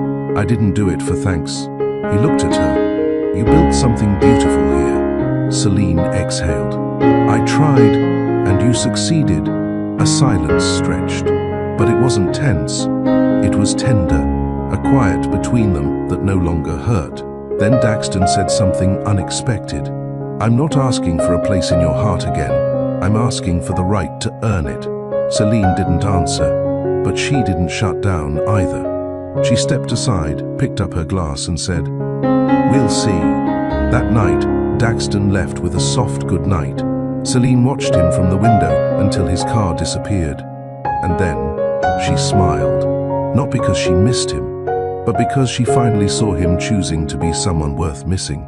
Celine didn't open her drawer often, but when she did, the two folded notes rested exactly where she'd left them, flat, uncreased, untouched by time. They weren't symbols of love, not yet, but they were evidence. That growth had happened, that dignity had held, that some men didn't return with excuses, they returned with effort, and Daxton had become one of them. The neighborhood knew now, not because she announced it, but because peace doesn't hide. It reflects in how a child glows, in how a woman breathes, in how a man shows up without being asked. On a soft Thursday evening just before dusk, Celine stood by the window of her apartment while Callan packed his backpack for his overnight at Daxton's. Daxton didn't rush. He waited by the door, a quiet rhythm to his presence now. "You good on snacks?" she asked Callan. "I packed the chocolate-covered almonds. Those are mine." He grinned. "You said sharing is caring." Daxton chuckled under his breath. "He got you." She shook her head but smiled. When Callan disappeared into his room to grab socks, Daxton spoke low. "I didn't ask earlier, but would it be okay if I brought him to the studio next time? I've been sketching again, and he asked if he could try painting." Celine tilted her head. "You're back in the studio?" "Trying to be," he replied. "It's messy work, but it's honest," she said. Daxton nodded. "Exactly." She gave a small nod of approval. "He'll love it." Later that night, as Callan splattered paint joyfully on canvas at the studio, Daxton watched his son more than the brush strokes. It had taken years, but he was learning to stay. To be present not because guilt pulled him there, but because love kept him grounded. He took a photo of Callan, mid-laugh, paint on his nose, light hitting just right. He didn't post it. He sent it to Celine with one caption, "He's joy. Thank you for never letting me miss this forever." She replied an hour later, "He's yours too. Don't forget it again." Weeks passed. Daxton asked for nothing. He didn't try to push his way back into their lives beyond what was welcomed. But slowly, the rhythm built. He and Callan planted herbs on her kitchen windowsill one Sunday. He and Celine coordinated a shared calendar. No conflict, no edge, just clarity. He began attending school events again, quietly, from the back. One afternoon, Callan had a presentation about the most important thing he'd learned this year. Parents filled the auditorium. Celine sat near the front. Daxton stood by the wall in the back, next to the custodian's closet. Callan took the mic. "I learned that not everyone who leaves stays gone. Some come back, and they try harder, and they don't quit. And that matters more than being perfect." He didn't look at either of them when he said it. He didn't have to. Daxton left before the end. He didn't want praise. He just needed to witness. That night, he dropped a message in Celine's inbox. "I'll keep showing up, not to erase the past, but to build what's next, slowly, honestly, and with your pace in mind. Always, Celine didn't reply. She didn't need to. Daxton was starting to understand that silence, from her, wasn't absence. It was grace. That weekend, she invited him inside when he dropped off Callan. No ceremony, no sudden shift. Just a quiet, if you're not in a rush, the chili's still warm. They sat. They ate. Callan told stories that made no sense and laughed at his own punchlines. And for the first time in a long time, they didn't feel like fragments. They felt steady. After Callan went to bed, Celine started rinsing dishes. Daxton stood beside her, drying, not speaking too much, not trying too hard. But as she passed him a wet bowl, he finally asked, "Do you think you'll ever forgive me?" Celine didn't look over. She kept her hands under the water. "I already did," she said. "But forgiveness doesn't mean access." Daxton nodded slowly. "I know." She handed him another dish. "I forgave you for me," she added. "So my heart wouldn't harden. So Callan wouldn't grow up with bitterness in the walls." He swallowed. "And now?" Celine finally looked at him. "Now," she said, "I'm learning who you are without the lies. And that's going to take time. But you're here. That's a start." He didn't press it, didn't ask for more. He just stayed until the dishes were done, then left, soft, respectful, grateful. And when he reached his car, he looked back once. Celine was still at the window, but this time, she didn't close the curtain. Callan's 8th birthday came quicker than Celine expected, maybe because life had softened, maybe because things weren't held together with tension anymore. Time felt less like survival, more like motion. She'd planned a modest celebration, backyard space at the community center, pizza, cupcakes, art supplies, and a playlist Callan insisted he curate himself. He called it the chill vibes only mix. When Daxton offered to help with the decorations, she said yes, not because she needed help, but because he'd earned the space to be included. He showed up early, carrying balloons and juice boxes. Callan raced across the field to meet him, hands flapping with excitement. "You remembered the blue ones?" Daxton grinned. "Of course I did. Blue is law on your birthday." Celine stood off to the side, watching her sun light up like a sun that didn't have to share its warmth. The party filled quickly. Friends, parents, laughter. Celine mingled. Daxton kept to the grill. Callan bounced between both worlds like a boy who never had to choose anymore. Midway through the party, Daxton stepped up beside her. "You've built him a good life." Celine glanced over. "He built it too. He's the best parts of both of us, and the strongest parts of himself."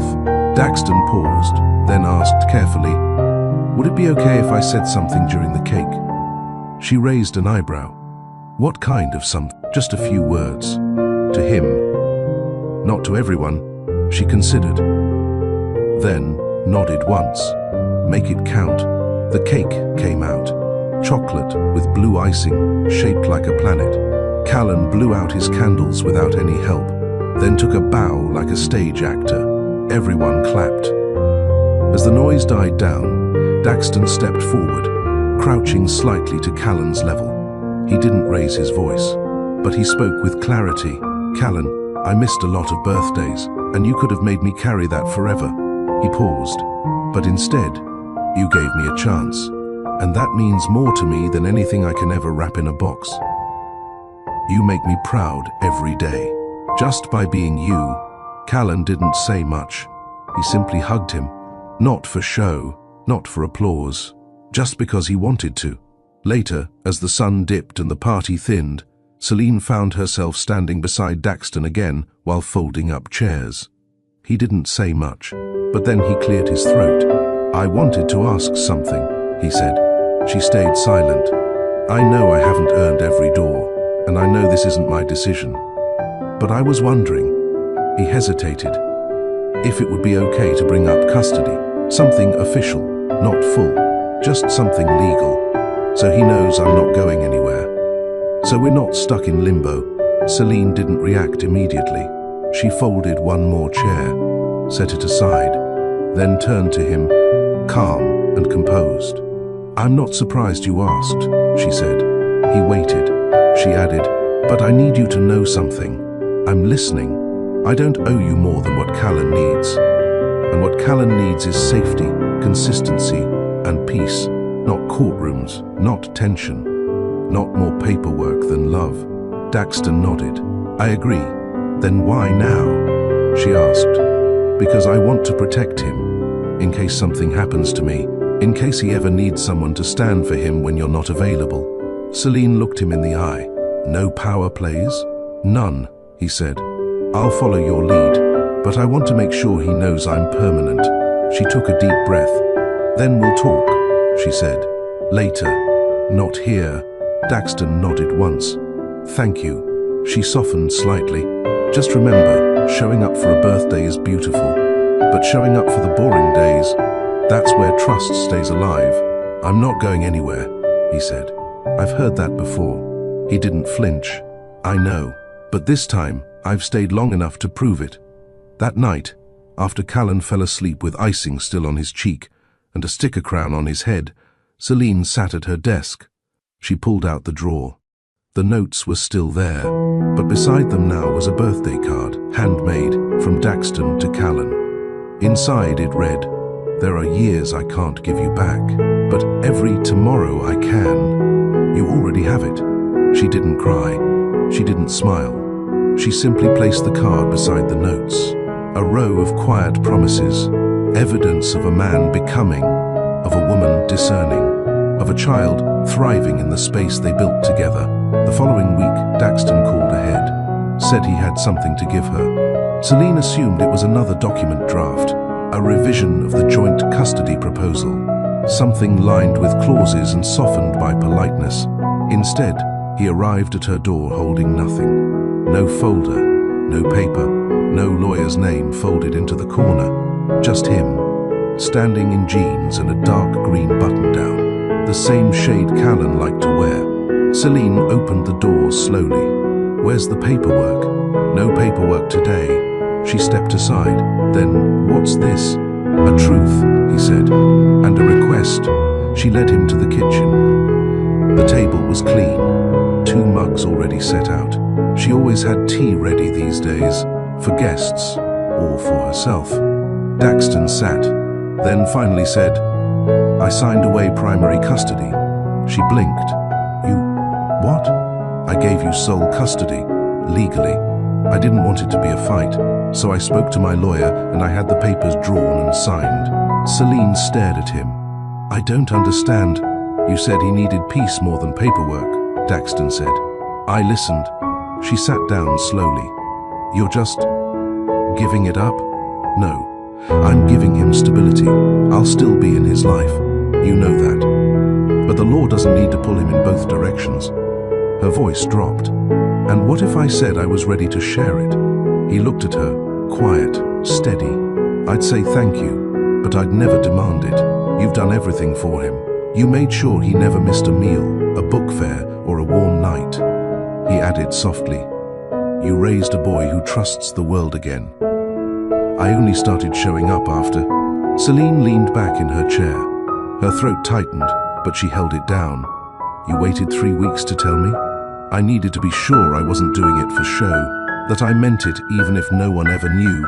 She nodded slowly. "Callan doesn't know yet?" Daxton shook his head. "Not until you tell him, or until he's old enough to ask." Celine studied him. This wasn't guilt. It wasn't a bribe for love. It was clarity, the kind that only came from letting go of what ego held tight. "I guess this means you meant it," she said. "I did. I do." "And what happens now?" Later that night, after Daxton left, Celine called her sister. "Say that again?" Camille asked, half laughing. He signed it over. No lawyers, no pressure. Camille let out a slow whistle. "That's a new version of him." "I know. And what do you feel?" Celine paused. "Relief," she said. "And maybe peace." Camille's voice softened. "Is it enough to let him in again?" "Not all the way, but part way." Celine nodded to herself. Part way's already happening. The next weekend, Daxton picked Callan up for a movie and an arcade afternoon. He brought snacks. Let Callan choose the movie. Even lost to him. Twice, in air hockey. Though Callan's winning grin suggested he'd caught his dad cheating to make it fun. When they returned, Callan ran ahead into the house. Daxton stood at the door, not entering. "I won't stay long," he said. "But I do want to say something." Celine folded her arms. "I meant what I said before. I'll keep showing up. But I also know you don't owe me proximity, so if you ever need distance, I'll give it." She looked at him. "I think you already gave enough space when you left us." "I know." Silence stretched. Then she asked quietly, "Why are you doing this now?" He didn't dodge. "Because I want to be able to tell our son that I changed before he asked me to." Celine's throat caught. She didn't invite him in. She didn't shut the door either. She nodded once. "Good night, Daxton." That night, she lay in bed staring at the ceiling. 8 years ago, she'd cried alone in this same room after finding out he had walked away from both of them. Now, he was doing the opposite, not begging, not pleading, but releasing and still returning. The wound hadn't closed because he said sorry. It began to close the moment he stopped needing forgiveness to do what was right. 1 week later, a letter arrived in the mailbox. No stamp. Hand delivered. Inside, a simple white envelope. Folded once, her name on the front. She opened it. It read, "You once said, silence was your survival, but I hope now silence becomes your peace. I'll stay in the background, unless you ever ask me not to. D." Celine closed the note. No drama, no performance, just clarity. And this time, he didn't wait for a response, because he finally understood. Respect doesn't wait for applause. It waits for permission.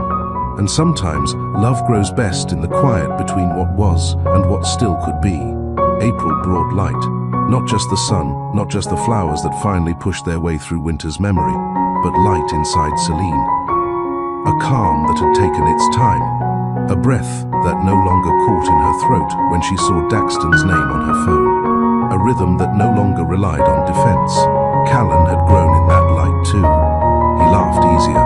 He asked deeper questions, the kind kids ask when they feel safe. And more often now, he didn't say dad like it was a title. He said it like it was a person he knew would stay. One Saturday morning, Callan helped her water the herbs on the windowsill. His basil was thriving. Her thyme was struggling, but neither of them minded. "I like the smell of this one," he said, rubbing a leaf between his fingers. "Me too." They stood in the soft light. Then Callan asked something that caught her off guard. "Do you love him?" Celine looked down. "Who? You know who?" She crouched beside him. "I love who your father's becoming." "That's not the same," Callan said. Celine nodded. "It isn't. Are you scared to love him again?" She didn't flinch. "Yes," she said, "because loving someone who once disappeared is like learning to swim again after almost drowning." Callan tilted his head. "But you still swim?" "Every day," she replied, "even when the water's cold." That night, Daxton picked Callan up for their usual movie night. Celine opened the door in a soft t-shirt and jeans, hair pulled back, barefoot. She looked comfortable. Not for him, for herself. Daxton noticed. "Ready?" he asked Callan. Callan grabbed his backpack and waved goodbye. "See you later, Mom." "Wait," she said. They both paused. Celine turned to Daxton. "Would you mind coming in for a minute when you drop him off tonight?" His brows lifted slightly. "Of course. Just don't rush. Take your time." He nodded. Something subtle passed between them. Hours later, Callan returned, full of popcorn and retold plot lines that made no sense. "Did you enjoy the movie?" she asked. He nodded, kicking off his shoes. "We saw robots fight for love. It was weird but good. Go get ready for bed." Callan ran to brush his teeth, still narrating robot battles from the hallway. Celine turned to Daxton. "Want tea?" "Always," he said softly. She handed him a mug. Same old routine, but it felt different tonight. They stood in the kitchen like they used to. Quiet, steady, no tension. "I've been thinking," she said. "Me too," he replied. She glanced over. "I've been thinking I'm tired of pretending I don't want to laugh with you again." Daxton didn't interrupt. "But I'm not looking to go back," she added. "I'm not rebuilding what broke. I understand. I'm looking at what we are now, who we are now, and deciding if that's something worth walking toward." He looked at her, quiet and patient. "I won't ask for a title," he said. "Just time. As much or as little as you give." She sipped her tea. "Time I can give." They stood in silence. Then Celine said, "He asked if I love you." Daxton froze. She didn't soften it. "I told him I love the man you're becoming." He nodded. "That's the best version of me anyway." They both laughed, not loud, not too long, but together. Before he left, she walked him to the door. Daxton looked down at her hand, resting on the doorknob, not gripping it, not closing it yet. "I don't know what this means," she said. "You don't have to, but if I decide to let you in again." She looked up. "You don't get to love just the good parts of me. I never wanted just the easy parts," he said. "I just wasn't strong enough to stand with the rest. You're stronger now. I'm not afraid of the work." Celine stepped back slightly, letting the door open behind her. And for the first time in years, not as co-parents, not as court orders, not as past mistakes, she invited him in, not for dinner, not for duty, but for presence. Inside, the lights were soft. Callan had fallen asleep in a pile of blankets on the floor, a book still open across his chest. Daxton looked down at him, then at Celine. She reached over and turned off the lamp. The room dimmed, and beside it all, the boy, the mess, the hope, stood two people who had finally learned that healing isn't loud. It's quiet, steady, chosen, one evening at a time. The next morning, the house held a quiet hum. Not awkward, not unsure, just calm. Celine came downstairs to the smell of coffee already brewed. She paused at the sight, Daxton in the kitchen, his sleeves rolled up, reaching into a cabinet like it was still familiar. He turned and froze mid-motion. "Old habits," he said. "Didn't mean to overstep." She walked past him to the mug rack. "It's okay." He handed her a cup. She took it without looking at him. "Callan's still out like a rock," Daxton said, smiling into his own mug. "Robot dreams." "Probably." They both chuckled. Celine sat on the stool by the island. Daxton stayed standing. The silence that followed wasn't full of fear anymore. It held consideration. "I've been thinking about the school foundation again," she said. "About restarting it. Still focusing on art-based learning?" "Yes, but broader this time. Emotional literacy, family systems, support for kids who feel stuck between adults who don't talk." Daxton leaned in a little. "That's something I can help with." Celine nodded. "Only if you listen this time. Not fix. Just support." "I'll sit in the back row and clap when you ask," he said. Her eyes flicked toward him. "Don't make it performative, Daxton." "I'm not," he said. "But I will show up. Quietly, consistently." She sipped her coffee. It wasn't romance. Not yet. But it was real. Later that day, Callan built a blanket fort in the living room. His laughter echoed through the hall. Daxton helped him stabilize one corner while Celine threw him extra pillows. At one point, the blanket collapsed on all of them. Callan burst out laughing. "Dad, you're heavy."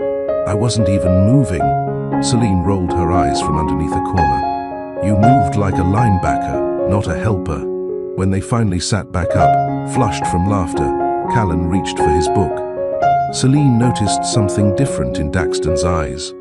Softness mixed with stillness. The kind of look you wear when you don't need to prove anything. That night, Daxton didn't stay over. He didn't ask to.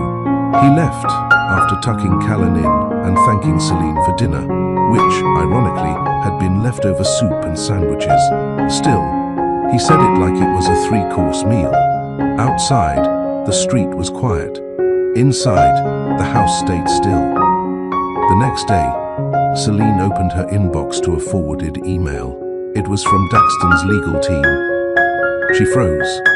her stomach bracing for old fears. But when she opened it, it read, "Subject, withdrawal of custody enforcement clause message. At Mr. Royce's request, the clause regarding mandatory primary custody review has been removed. The attached paperwork reflects full parental autonomy for Ms. Virelli." Her hand tightened around the mouse. She called him. "You didn't need to do that." "I did," Daxton said. "You were right. I used leverage when I didn't have love." "Why now?" "Because I trust you, and I want Callan to see what trust looks like." She didn't speak for a few seconds. Then, quietly, "Thank you." He didn't gloat. He didn't beg for credit. He simply said, "I'll still be at every game, every project, every weird school assembly. I know." That night, Celine signed the document, and with it, something lifted. She didn't need to question where the next argument might come from. She didn't need to measure her worth in terms of battles won or lost. She had peace, and that meant more than power. Weeks passed. They weren't a couple again, not officially, not even emotionally in the way they once were. But something tender was being rebuilt, not from the old structure, but new soil. Celine didn't rush it. Daxton didn't push it. One Saturday, she picked up Callan from Daxton's apartment. It wasn't the high-rise anymore. He had downsized to a modest but beautiful place closer to Callan's school. She glanced around, muted colors, cozy furniture, a framed picture of Callan at his science fair. No women's things, no presents he was trying to hide. "Nice place," she said. "Thanks. Bought it to have less space for distractions." Celine met his eyes. "And more room for what matters," he smiled. "Exactly." Before she left, Callan ran up behind her. "Mom," she turned. "Next week's open day at school. You coming with Dad?" Celine paused. "Do you want us both there?" "Yes." "Then yes." Daxton nodded beside her. "We'll come together." The following Friday, they arrived side by side. No hand-holding. No whispered reunion stories. Just two parents supporting their son. The teachers noticed. The principal smiled. Other parents watched, some curious, some hopeful.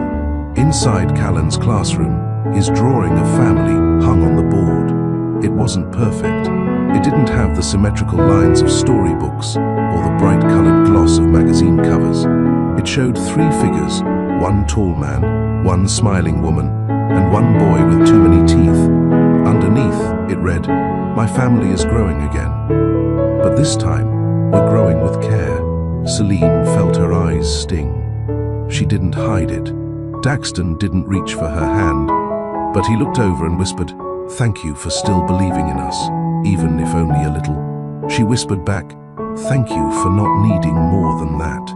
That night, Callan slept peacefully between their homes, and in each space, two grown-ups, no longer enemies, no longer pretending, let themselves breathe, not in pain, not in fear, but in peace.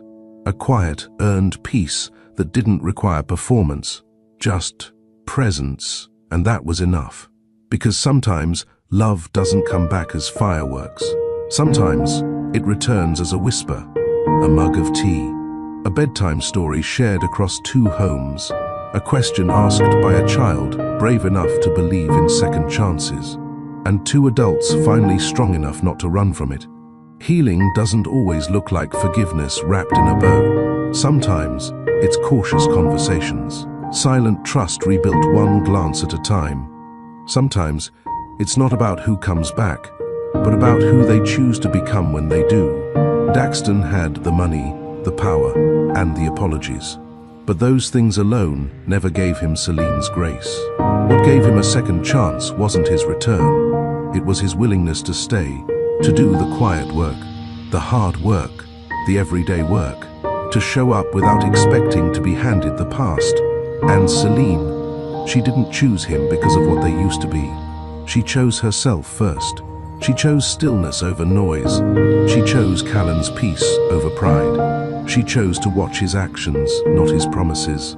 That's where real strength lives. Not in shutting the door forever, not in reopening it blindly, but in standing at that door and saying, if you enter, you enter different, or you don't enter at all. Callan's question was simple: do you love him? And Celine's answer held more than yes or no. It held weight, caution, growth. Because love isn't a prize for regret. Love is earned when the hard parts of someone no longer scare you, because they're no longer hiding from them. And maybe the lesson isn't about a perfect reunion. Maybe it's this: you don't have to go back to be whole. You don't need closure from the one who hurt you. You can build clarity on your own. Forgiveness doesn't always mean reunion, but when it does, it should cost real accountability. Children don't need fairy tales, they need examples. And sometimes, the quietest healing is the most powerful. So, if you've ever held your breath while someone you love broke your trust, if you've ever had to rebuild not just a home, but a sense of safety inside your own body, if you've ever wondered if dignity and love could coexist, let this story be your reminder. Yes, they can. But only when both hearts are willing to grow. Only when presence becomes more powerful than power.